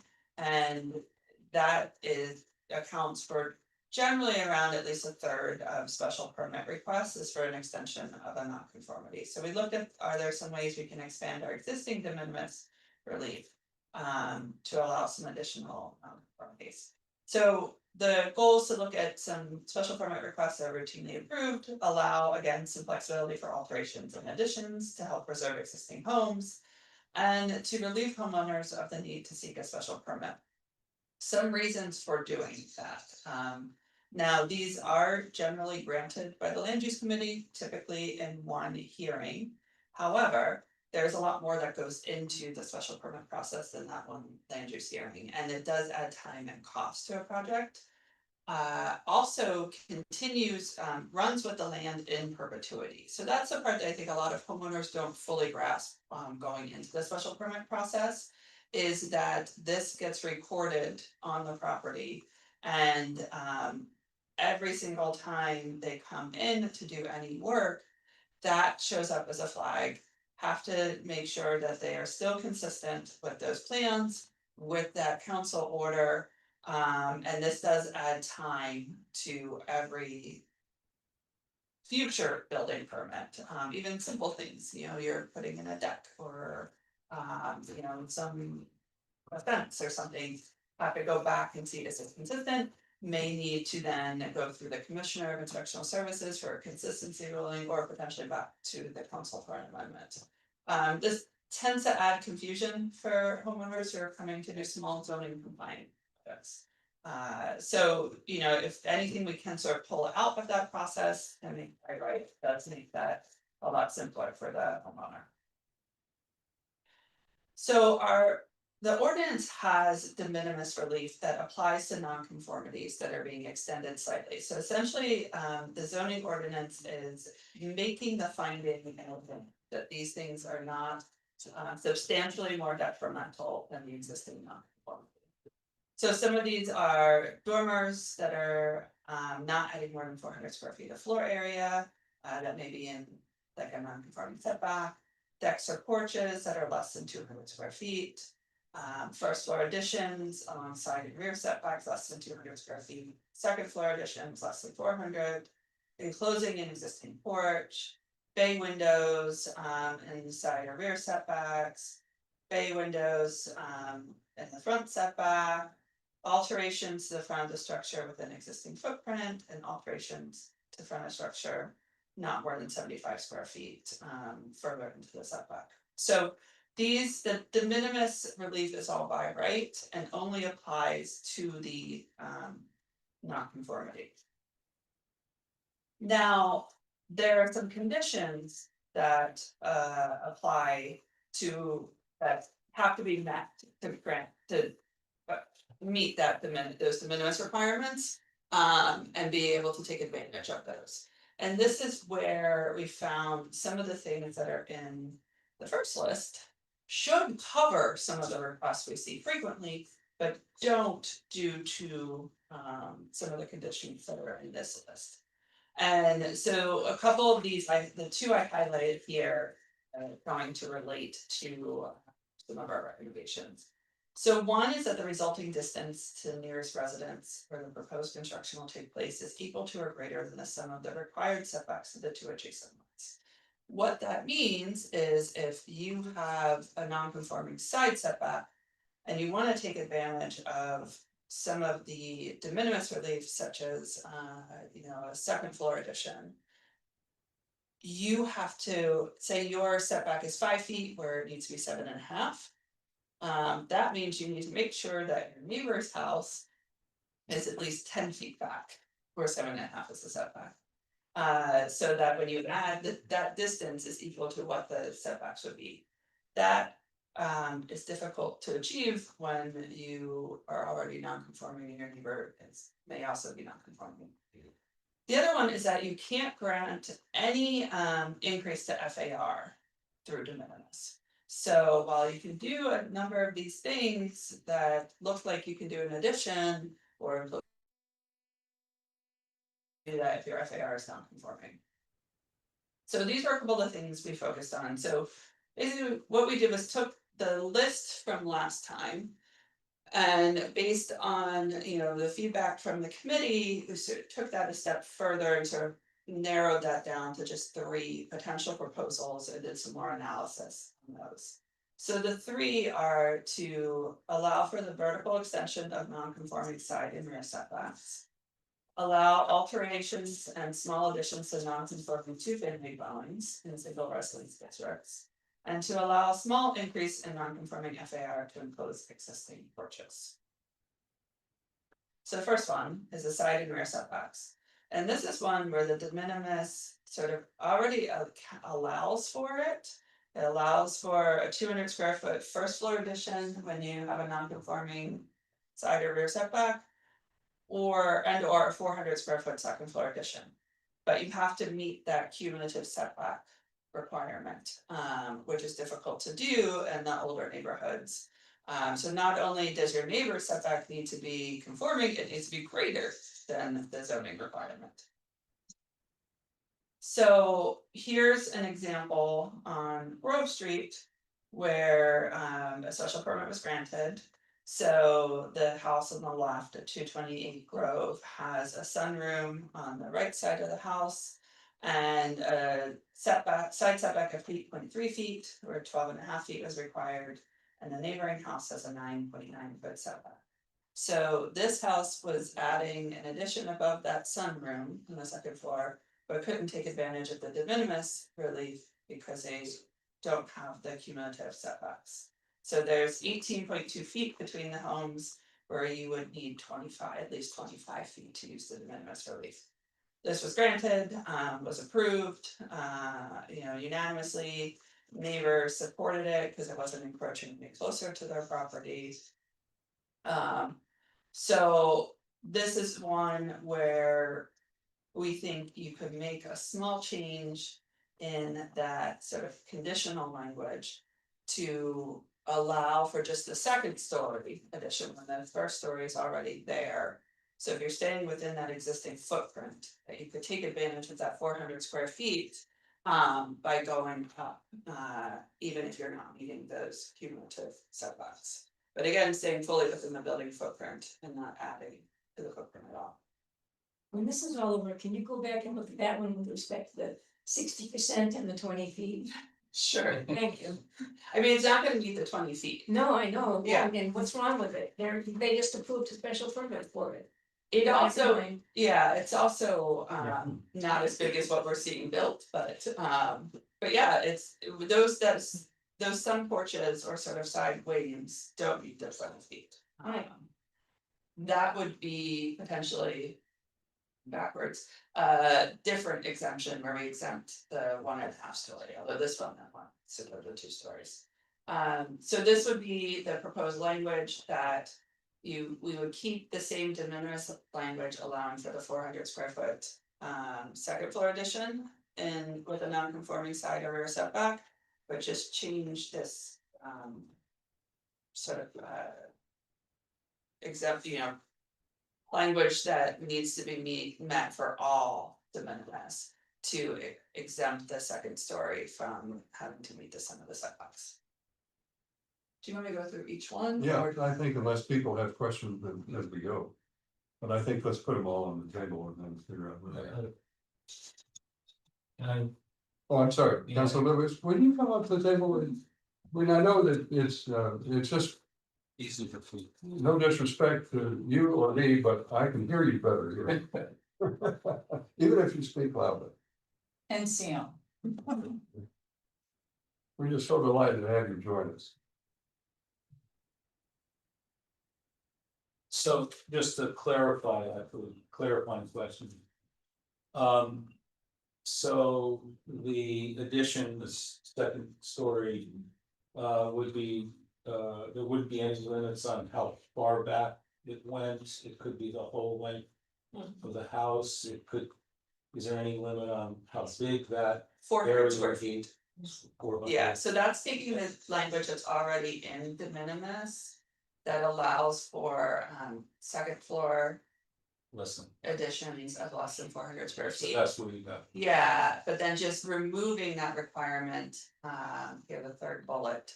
That the distance between the 2 homes is at least the sum of the required setbacks. Mhm. Cause it's just unrealistic when you're trying to apply it when there's already a non-conforming setback. And it's on top of an existing first floor. Yeah. So you're not changing the first floor. Right, that's the idea. You still have to have the double setback rule for if you're putting a whole new first floor. in. Yes, Yeah. yes, but if you're staying within the footprint. Right, no. Yeah, so that's our proposal there. The next one is 2-family dwellings, so allowing for routine alterations and additions to non-conforming 2-family dwellings. We have over 1,300 2-family homes that are in single residence districts. And so the problem with the 2-family in a single residence is almost anytime you're doing something to it, that's considering extending the nonconformity. Where when it's just a physical nonconformity, like you have a nonconforming setback, you can do other things to that home. That are not touching that setback or making that setback worse without needing the special permit for extending the nonconformity. When you have a nonconforming use, you get thrown into the special permit category a lot more frequently. So the idea here is to allow for non-conforming 2-family homes in single residence districts to make changes as long as they're meeting the requirements for a single family home in that district. So the rationale being a single family home is allowed by right. Why would we need a two-family to be smaller or look under setbacks or what have you than a single family could be? Can we just let them do additions and things and renovations as long as they're meeting all the single family dimensional controls, open space lot, lot coverage, setbacks, all of that, FAR. Which is more restrictive than what they would have in the MR district. In a two family in an MR. This wouldn't allow for new two families in a single residence district, this just would apply to existing. So here's an example. Abbott Street, actually this picture is the before. And then this picture is the after, which received a special permit.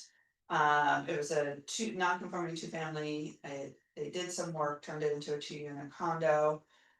Relatively minimal work, proposal met all the dimensional standards for a single family home in that district, which is the SR2 district. But did need a special permit. This is another one was granted unanimously. So the proposal here would be to add a new de minimis option or relief that is renovations and additions to non-conforming two-family building that meet the dimensional standards for a single-family detached building in that zoning district. Do we have any idea where the number of these, the distribution of the 1,300? No, we could map those. I mean, they're going to be in the older areas of the city. So they're gonna be more on the north side. Oh, Right, a lot of them in one. Yeah, A lot. Well, one is mostly MR, isn't it? So there might No, not you'd be a be lot. surprised. There's Okay. actually quite a few areas that are So, zoned single okay, and have two, yeah, 3 has a lot, I'm sure. yeah, Yeah. but that's all SR, and there's a lot of. yeah. Two okay. families. Any questions on this, the one about? So would this reduce tear downs that you sent, is that possible? No, Or no? this is Seems just, this would impact her. this is just affect special permits. Yeah, I hope, just a question, I agree with pretty much everything we're gonna go through and I had the personal experience that I avoided the special permit because once the special permit, always a special permit. Will you look back at some of these places that did, you know, would not have been a special permit Yeah. now? yeah, Could they get that special permit taken away? yeah, I will need to defer to the law department on that one. I don't know if we'll have an answer tonight, but we can certainly look at that. Cause that would make it a lot nicer. No, we too. can't do that. No? I don't, I mean, Can't remove it. I'm just, yeah, I think that's I think once you got one, you got one. Yeah. Otherwise, I think we're in real trouble, Andrew but needs- we can make it easier going forward. I could see how someone, to your point, someone who shows up. With something else that has to happen, if they had a special permit Yeah. for something that we're Yeah. now allowing, then if they show, well. Can I take this special permit away and then I can do this without a new special permit? That feels different to me than going back through Okay. 32,000, properties and, but. So if they request it, could they do it? Again, we'll need to Yeah. defer to the law. Yeah. Right. Yeah. See, I'm muted, Yeah. but he's raising. But we can, Sand is definitely not in the I air. don't see it. we can do more research into that for next time Yeah. too. talking about you, Mr. Lee. Yes. I understood that, councilors, and we'll take it under advisement. Um, All right. Okay, the third option then is enclosing porches. So again, this is similar to that de minimis, looks like it allows for, because it says you can enclose a porch of any size, but it doesn't allow it if you, are non-conforming with FAR. So that's where we see a number of these, that they're already non-conforming with FAR, and then they're looking to enclose the porch, you're not adding any additional mass. So this would, here's, an example here on 140 Dickerman Road. This was an existing single family home on a 6,600 square foot lot, so not a huge lot. And the FAR was 0.48 or 0.44 is allowed. Enclosing the porch only added 115 square feet of floor area, essentially just put windows in where it was open. But that triggered the need for a special permit, again granted unanimously. And we actually had someone come to the counter the other day with a similar situation that was looking to enclose a porch. But we couldn't apply de minimis because of the non-conforming FAR. And so the proposal here would be, again, in those initial conditions. That apply to all de minimis, carving out an exemption for enclosing an existing porch. So that you can't grant de minimis if there's an increase in FAR. Except in this provision, which is allowing for enclosing of existing porch. But wonder if you have this huge giant wraparound porch that adds 800 square feet, should we limit this to a certain percentage? Yeah, we could put a limit on it. That was my. Yeah, I think that. is a- I mean, the model here is. 400 square feet, I think it's been the sort of outside limit for anything that's de minimis. So if you had 400 square feet as a limit, would that be enough? Okay. Or most of the board. Yeah. Yeah, I mean, most porches are small, but there are some Yeah. really big ones. Yeah, that's right. And anything bigger can still go for a special, so. Yeah. Okay. How does the committee feel about this study? Councilor Leibowitz, anything you want to see changed in any of these? Okay. Councilor Block. Oh, Councilor Block, sorry. Welcome. Well, thank you. Interesting discussion. I'm wondering how the ADU ordinance interplays with the second item that you were just discussing, the non-conforming two-family. Have you thought about what the implications would be given the ADU by right ordinance?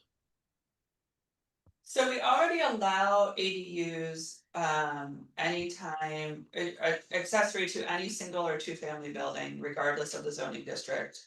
Or in any zoning district. And or any zoning district that allows for a single family home by right or by special permit. So these would already be allowed in ADU. I don't see that it would change anything. I don't think it gives you any more than they already have, as I hear it. Yeah, Right, and Councilor Block, did your question go to? The definition of a two-family home? Then, because a two-family home. Can be a two-family home plus an ADU Yes, and still be correct. called a two-family home, so. I think Yes, that's in. yes, and I'm just wondering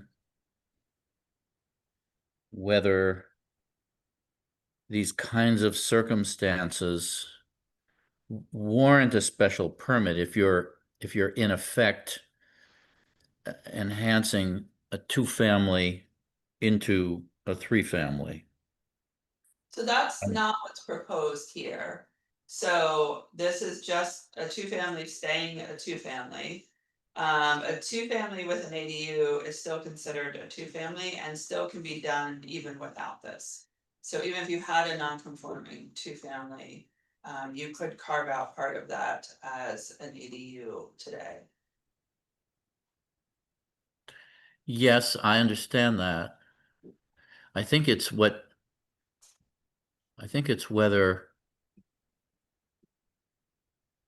a current two-family is enlarged within the dimensional standards for the single family. And then that is enlarged by an external ADU. And how do we, do we mind that? Is that Well, we have an a issue? FAR, is controlling it. Yes. So you're looking at the two family as a building. So you have two different buildings and you're treating them differently, and we're saying, we're just gonna, because from the outside, it's just a building, we're treating them the same. Right now, this one building, we're requiring them to have a special permit to do a lot of stuff, and the other one isn't. They're just two buildings, and now we're just saying they're gonna be treated the same. Yeah, they would still have to meet the single family FAR, All of it, all of it, setbacks, everything. all of it, yes, and if there's Okay. the ADU plus, the building would have to meet the single family FAR. Jennifer, I don't know if you looked at the 52, 54, is it Hatfield, Hatfield, right? I get it mixed up with Harding Street. And the discomfort we felt in land use over that proposal, which is apparently going to be withdrawn. Just think about that as an example, and whether, But- how this would apply to that. It still would need a special permit because it had a third story. And we don't allow a third story on single family or two family without a special permit, so it still would have needed a special permit. Yes, good point. So if that were modified to a 2.5 story, as some neighbors were encouraging, I really can't remember. I don't think that was the only zoning relief. But if the petitioner did that and then wanted to add an ADU or convert a floor into an ADU, They could do it, they could or couldn't do it. they could, because any one or two families can add an ADU. Right. And if And they, this, if they converted the basement into the ADU, they would need to put a fire suppression between the basement and the first floor. And I talked to ISD about it specifically for another example. They would, if the two families already in existence, and then they're gonna convert the basement to an ADU afterwards, they only need to put a sprinkler in the basement in the ADU. Because normally, for the three family, you have to put in a sprinkler system in the whole house. but would it be considered a 3-family, a 2-family No. plus an ADU? No, two family plus an ADU, it's not a three family. Right. Well, the neighbors were concerned about a number of things, but one of which was the amount of cars that would end up on the street or would end up being packed into this non-conforming parcel. They only would require 4 parking spaces for the two family, you don't need any parking for the ADU.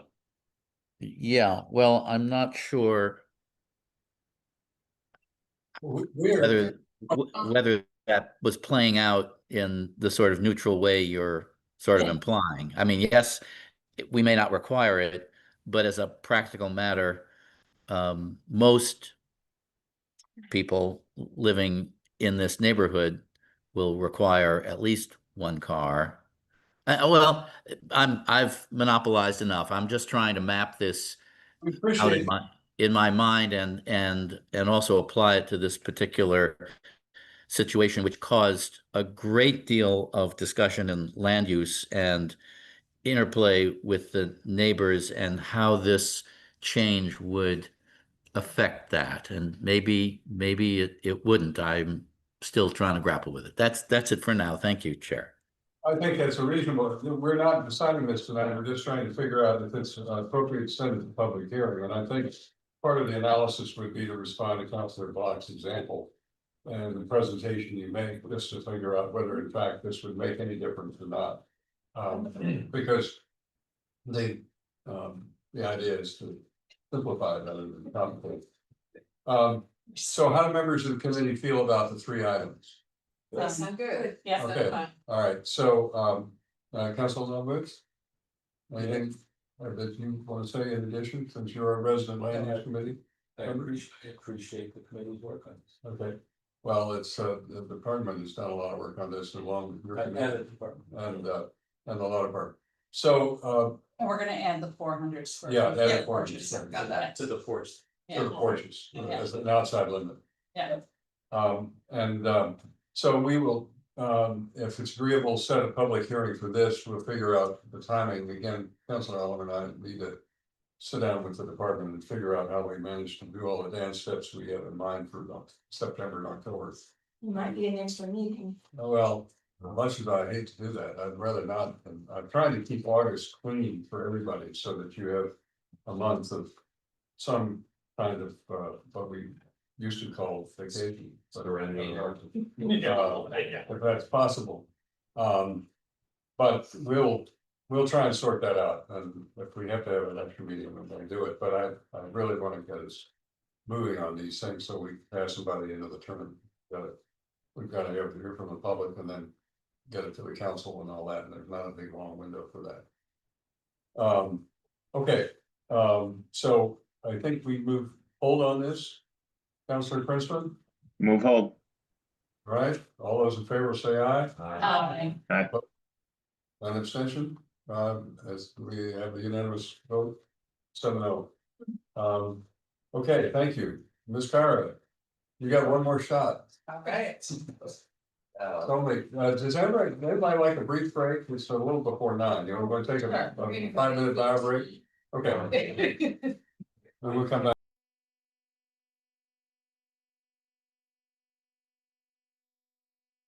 Recording stopped.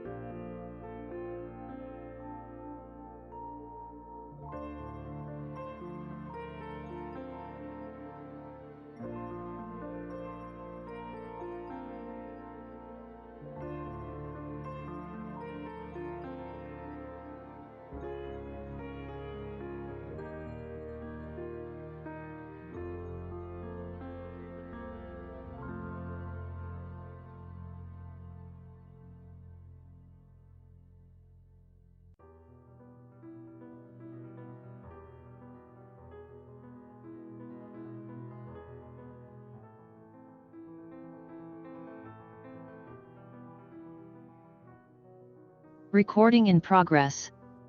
There's more fuel, however. It is- They also say, No, these are the fresh ones. Are they? No. Hey, look, February. This February. Okay. We're back on. we're back on, okay, we're live. Okay, so now, the last item tonight is, request to amend definition of two-family detached. This is planning committee requesting amendments to section 1.5.1 B of chapter 30 zoning. This was sort of a complement to the whole question of how we measure the facade as well, so they're a little bit linked. But I'm gonna hand it back to Ms. Kyra to explain.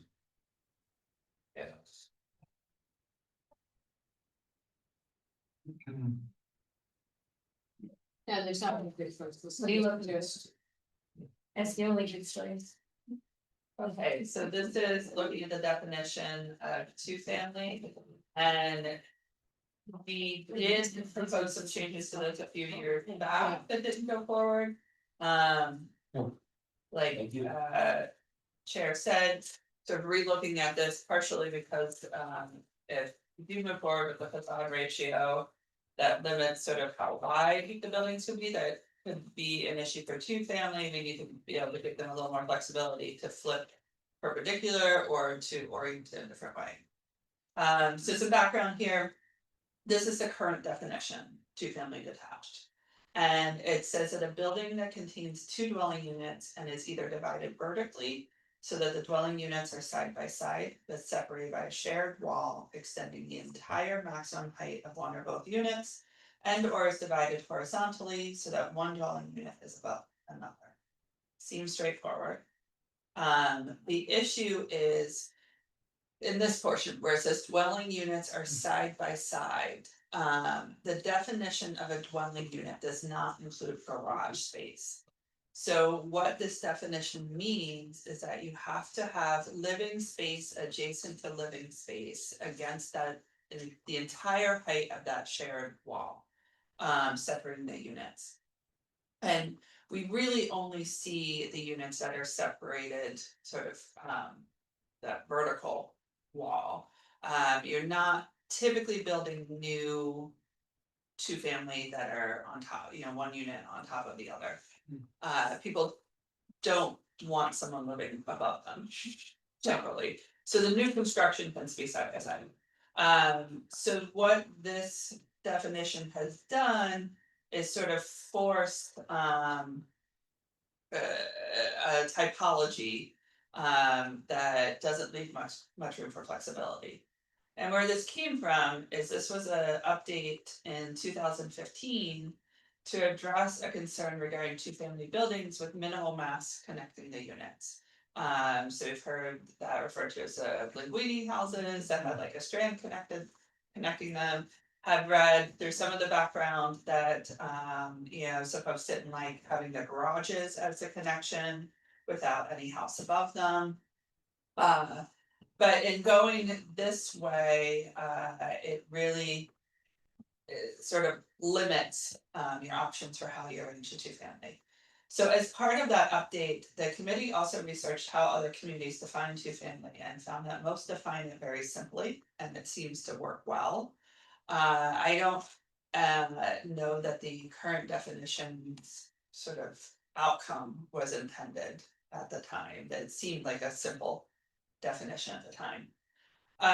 Also relevant is the updates to the garage ordinance have addressed some of the prior concerns regarding two-family buildings with large garages that are dominating the facade. So some unintended consequences, at least I think unintended, from that definition update in 2015. So because the garages are not considered living space, they're forced to the outer edges so that your common sort of wall separating the units has living space on both sides. This means you need two separate curb cuts and driveways. This increase in impervious area reduces space for street trees and on-street parking. It's also led to pretty uniform design of wide frontages and new two families across the city. If you look at two families, they all have this sort of typology of garage, front door, garage. Also makes it difficult to deal with grade changes on site. So this is our Chase Grayland example. Now this is a, somewhat unique case in that it's a through lot, and so each unit was fronting sort of a different street. But because there's significant grade change and you need to have that sort of common wall that's separating those two units for the full height of at least one of the units that has living space on both sides, you couldn't step one of the units down. You also couldn't do two separate smaller homes because our zoning doesn't allow for that in these zones. So you really end up with this one big mass that's all needs to be on a flat site to meet that two family definition. Here's an example where there were two new 2-unit developments side by side, and you've got 4 driveways all sort of right in a row where maybe you could have had 2. Some other examples, again, just showing that this is sort of that typical typology. You can see both on the aerial and on the street view, garages on the outside, the front doors in the middle, 2 driveways. So oftentimes these are going from one curb cut, if they were a single family home, or one of those up down 2 units to 2 curb cuts. I want to kind of let her finish, or do you want to? Okay. Again, same sort of thing. This is a lot of the same. This is sort of standard what we're seeing. These are some typologies that would not be permitted today. On the left, you have the garages in the center. On the right, you have the garages tucked under, but next to each other. So you don't have that sort of clean divide. I think this one too, when we looked at it, the units aren't arranged sort of neatly with a clean line or wall divide or floor dividing them either. So the current definition really doesn't allow for much flexibility at all. It's also our only definition that gets into regulating sort of design in the definition. So if you look on the right, you can't really read it here, but have the definitions from the ordinance that has a single family, 2 family, single family attached and multifamily. So when you get to more than 1 unit, the single family attached and the multifamily, define it more by the number of units as well as how those units are accessed. But it doesn't define it by what's living space, where a garage can go. So we recommend a simpler definition that allows for more design flexibility. It would allow for those 2 family buildings to be perpendicular to the street and locate the garages next to each other, which saves you some driveway space, some impervious area. We have had requests from DPW to update the zoning to regulate curb cuts for single and 2 family, which we can't do currently because we are forcing 2 curb cuts. So we can only limit curb cuts if we also allow for more flexibility in the design. And this would also align the 2 family definition with the other building types and focus more on number of units rather than how those units are, relate to each other. So recommendation is, fairly simple. A building that contains 2 dwelling units, each maintaining a separate entrance. Accessory apartments are also not considered a separate dwelling unit for this purpose. So this just really simplifying it significantly. That's all. Okay, let's hear a comment. I just want to say that having lived through the iterations, there's several of us who began in the linguini world. And we went to the definition change because we were not happy with what was being done. And this is, I would just say that this has been a long time coming. Anyhow, So I think I had Counselor Kalis first, then Counselor Wright, then Counselor, yes. Yeah, this is when Ted was chair. Right, Yeah. yes, exactly, yeah. So can I ask, was there FAR then, because you're still, Yeah. okay, because No, this was a major But I- conversation in the committee. Yeah, what I was gonna say is, I think, That drove you off the committee. yeah.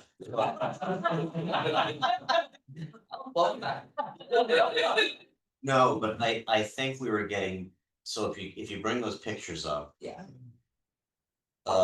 these, I think we were getting most of the ones on the left without the trees and the grass. And we wanted to eliminate this, all of the concrete, I think. And that's what we were trying to avoid by putting them on the sides. And making sure there's some grass or something in the middle. So I don't know, actually, it might have been in your ward on that street that, where there's next to the field. Oh, God, it's parallel to Beacon basically, and it's curving off of, Right. Chestnut. All those new houses that were built. Yeah, but that was actually a 40B. Yeah, no, Oh, Yeah. so anyway, it's just, I'm a little wary of this, because I do remember going away from what we're talking about, and I'm wondering if there's another option. Well, we do have an option. If we do the 60% frontage for new builds, you're gonna have more grass. Because it can only make it 60% wide of the lot. Oh, yeah. So it's gonna limit that it won't be really long. Let's see if that passes. Yes, I think it will. Doesn't do much with curb coverage, but. Yeah, Yeah. my question is, I think the answer is yes, so. You didn't discuss the Philadelphia style 2 families. And those would be legal too. so what do you mean, like a row home? No, so Philadelphia style, and they have them in Boston and Somerville and Cambridge and stuff, is. I don't know where the name came from. The first floor takes up the whole first floor, and then they have usually in the back, 1 or 2 bedrooms up on top. On the second floor, and then the other unit is on the second floor, so you got 1 unit that's bigger and some, and takes up part of the second floor, and the second unit is just on the second floor. Okay, But it's not, it looks like you wouldn't not allow this right, with this. And in our present definition, I think, does not allow it because you require that separation. Which is a nice thing to do because you have 2 different sizes of units, so it'll appeal to 2 different types of. Counselor Getz, and then I'll go to Yeah. Counselor Oliver. Well, the 2 things that I was thinking about when I looked at this, I was curious about like whether or not there was even that we can actually cut away the butt separated by a shared wall, extending the entire maximum height of 1 or both units. So if you just pulled that out, and that you actually, you were sort of suggesting that this is one of the only definitions that included or was, speaking to design. But I'm just curious whether or not there's more protection that's needed, just so that we don't get another unintended consequence by, just removing all of it, so that it would just read. So that the units are either side by side. I like this Philadelphia idea because of the mixing of the unit sizes. But or is divided horizontally so that one dwelling unit is above the other. What's the problem with keeping that in the? so you wouldn't be able to do the Philadelphia style. Oh, okay, but we could add it. Well, you see, I mean, you have to, yeah, no, I'm just trying to get to a place where what you're suggesting, the amount of concrete is minimized. And I really like, I was thinking, well, maybe we could actually even consider corner lots were required to have the use of both frontages, so that they would actually, need to, so that, we wouldn't get the massive amount of concrete for the garages. so we also have the stormwater ordinance now as well.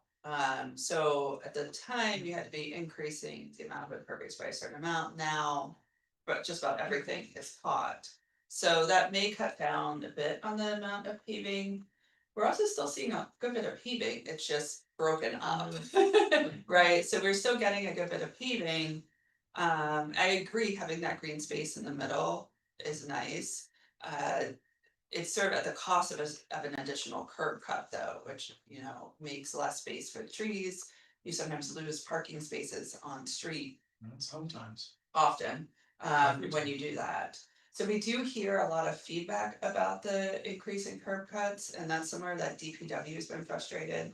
Because they don't have the ability to regulate it or stop it from happening. You know, I'm a little concerned about, just, you know, the building typology that you were speaking to, you know, in terms of garage, living space and garage, you know, cause then that's full on, lot to lot. Yeah. You know, and that was where we were trying to prevent. This, I'm gonna recognize myself, but I wanna get everybody in the same. Anybody? Okay, so.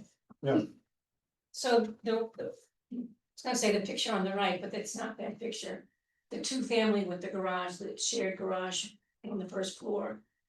That picture. This one. Yeah. There's a lot of those on Lowell Avenue. Is that on Lowell or some other place? That might be Lowell, I can't remember. I'm pretty sure the one on the right is Lowell. My question is, why did the developers prefer the Linguini style? What happened that caused? Is it cheaper to do it that way? Well, I lived in a two-family growing up and it gives you more insulation from your neighbors. Yeah. You know, versus being right next to each other. When they're right next to each other, you basically get your staircases right there and things like that, and there's a lot more noise that travels in that. So having. That was the advantage. Yeah. I think part of what we were dealing with is people were really trying to market them as separate single family houses on a single family zone. And we said, wait a minute, if they're two family houses, they're two family house. Not creating something by just an artifice of a small connector. And I'm personally of the mind a little bit that the example of, well, this is the situation we were trying to avoid, was the garage carrying so much of the frontage.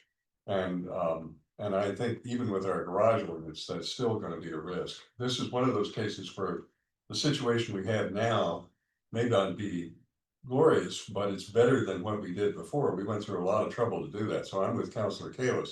If there's something that comes along in terms of the facade requirements that might improve the situation, or gas, do I dare say it, a special permit for an alternative configuration, I might be willing to entertain that, but I'm not ready to go with this at this stage, but that's just my preference.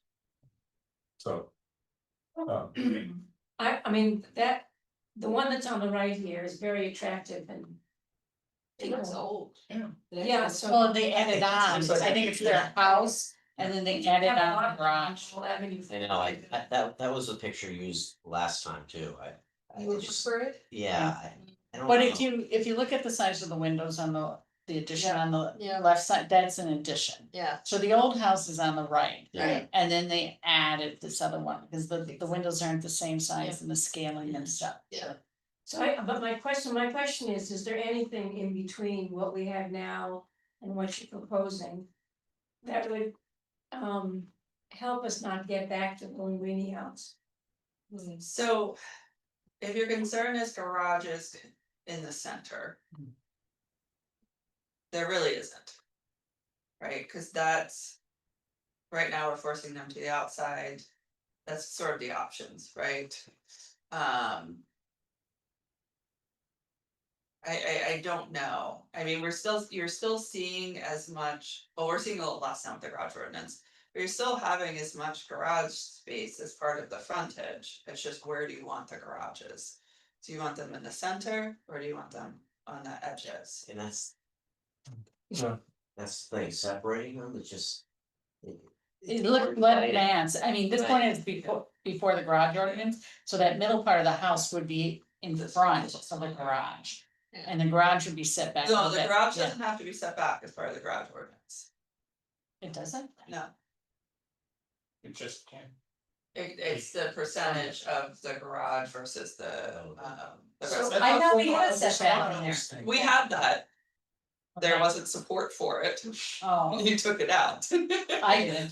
Not you, as a council, it came Y'all. out. Oh, I If you thought look it at, was if you that. look at Okay. this example, I mean, you can see that readily, that's like 60%, like the garage looks like. Yeah, it's so like this 30. garage may exceed the percentage, so Yeah. like this one, I Does think is not. a newer. Yeah. Yeah, this is a new one, So they tend to be single family, single car garages now. yes. Well, one of Which the would things- help. One of the things that I think I would suggest, just picking up on Councilor Wright's point. It is that if you looked at the degree to which you could set back the garage as a distinguishing feature. That it might, you still might have two curb cuts, but it wouldn't have the same kind of monolithic impact. I would like to see some thought about whether this goes against what you just recommended, having no design considerations, but I have some design considerations in it, but I would rather wait and see where we come out on the facade, because that might mitigate some of this too, before I would go here. So that's just where I am. Is there another reason why you wanted to change the definition of two families? Well, since I've started, it's one of the things that has gotten the most negative pushback and the most people upset, and that. Builders, architects, as well as just neighbors don't like the additional curb cuts. So this is something that's been a struggle for years, that you can't, we've seen a number of like sort of creative designs for two family that you can't do. And so you really just have to do this. And this is the one, like, we don't do this for more than 2 units. So once you hit 3 units, you can sort of arrange things however you want. It's just 2 units. We're very prescriptive on. And so that means there's other things we can't do, like regulating curb cuts, like we did. So we were hoping, and DPW would request that we regulate curb cuts similar to what we did in the village center zoning. That would limit the number per frontage, etc. We can't do that for 2 family unless we change the definition. And then with the facade ratio. Let me pause you for a second. Could we not say you can only have 1 curb cut even though you have 2 garages separated? How? The garages have to be pushed to the edges. Yeah, yeah, that's it. You'd have to be, the whole front The yard. whole front yard Yeah. would be paved. As you- There's not enough space. But the garage ordinance caused the linguini to be just 1 garage each. one Yeah, car, maybe it would be single. which maybe wouldn't be as bad as it was before. With It's double. more like 1 garage. Yeah. Instead of 2. Yeah, and then if we do the facade ratio again, we're gonna need a little flexibility for the 2 units. Which means you're gonna need some flexibility with where the garages go. Well, I guess I would like to, just speaking for myself, I'd like to see a little bit more of the, because we went through this in steps so many, we spent a lot of time on this. But whether there's something involving setbacks or single garage or something that would allow you to have a different version of the 2 family. In other words, you have the base one, but if you were saying, in fact, we're having a plain difference, PLANE difference, or what we call setbacks, or a single car garage, so that the effective curb cut is smaller. We might be willing to do something as a single. The problem I'm concerned about is if you put both garages in, it's a regular, it's a big 2-car garage and 2 2-car garages next to each other, then you've got a real mass. And I don't think that's less desirable than this to me. And the extra curb cuts of cost I'm willing to bear in the streetscape in order to preserve the lawn, in effect. And that's where I think the garage ordinance has been successful, so you can see, the newer ones, have that single car garage that's less prominent, than what we were seeing before. So could you look at, for the next time we talked about, could we look at the the linguini ones and see what the garage ordinance would have required them to do. I think that's a reasonable suggestion. I mean, but we were really. This was one of those exceptions that ate us alive, where we were getting people basically creating two single family houses side by side with just the wisp of a connection and really breaking the rule that we were trying to say this is a two family house, not two single family houses next to each other. I don't want to go back there. That's definitely not where I want to go. Yeah. And my only other thought is the corner lots, and I don't know that we can actually restrict the curb cuts or, you know, meaning that you have to have the curb cut on one street and then the second one on the other street. I don't know if we can do that legally. Yeah, I don't know, we'd have to take a look at that, You got Councilor Block. Yeah. Oh, Counselor Block's got his hand up. I'm sorry. Counselor Block. Thank you. And he doesn't hear. Counselor Block? He may have left it over. You're on mute, sir. I think that is up from before. Sorry about that. Oh, okay. Well, we're always glad to have you. I am listening, so That's good. keep carrying on.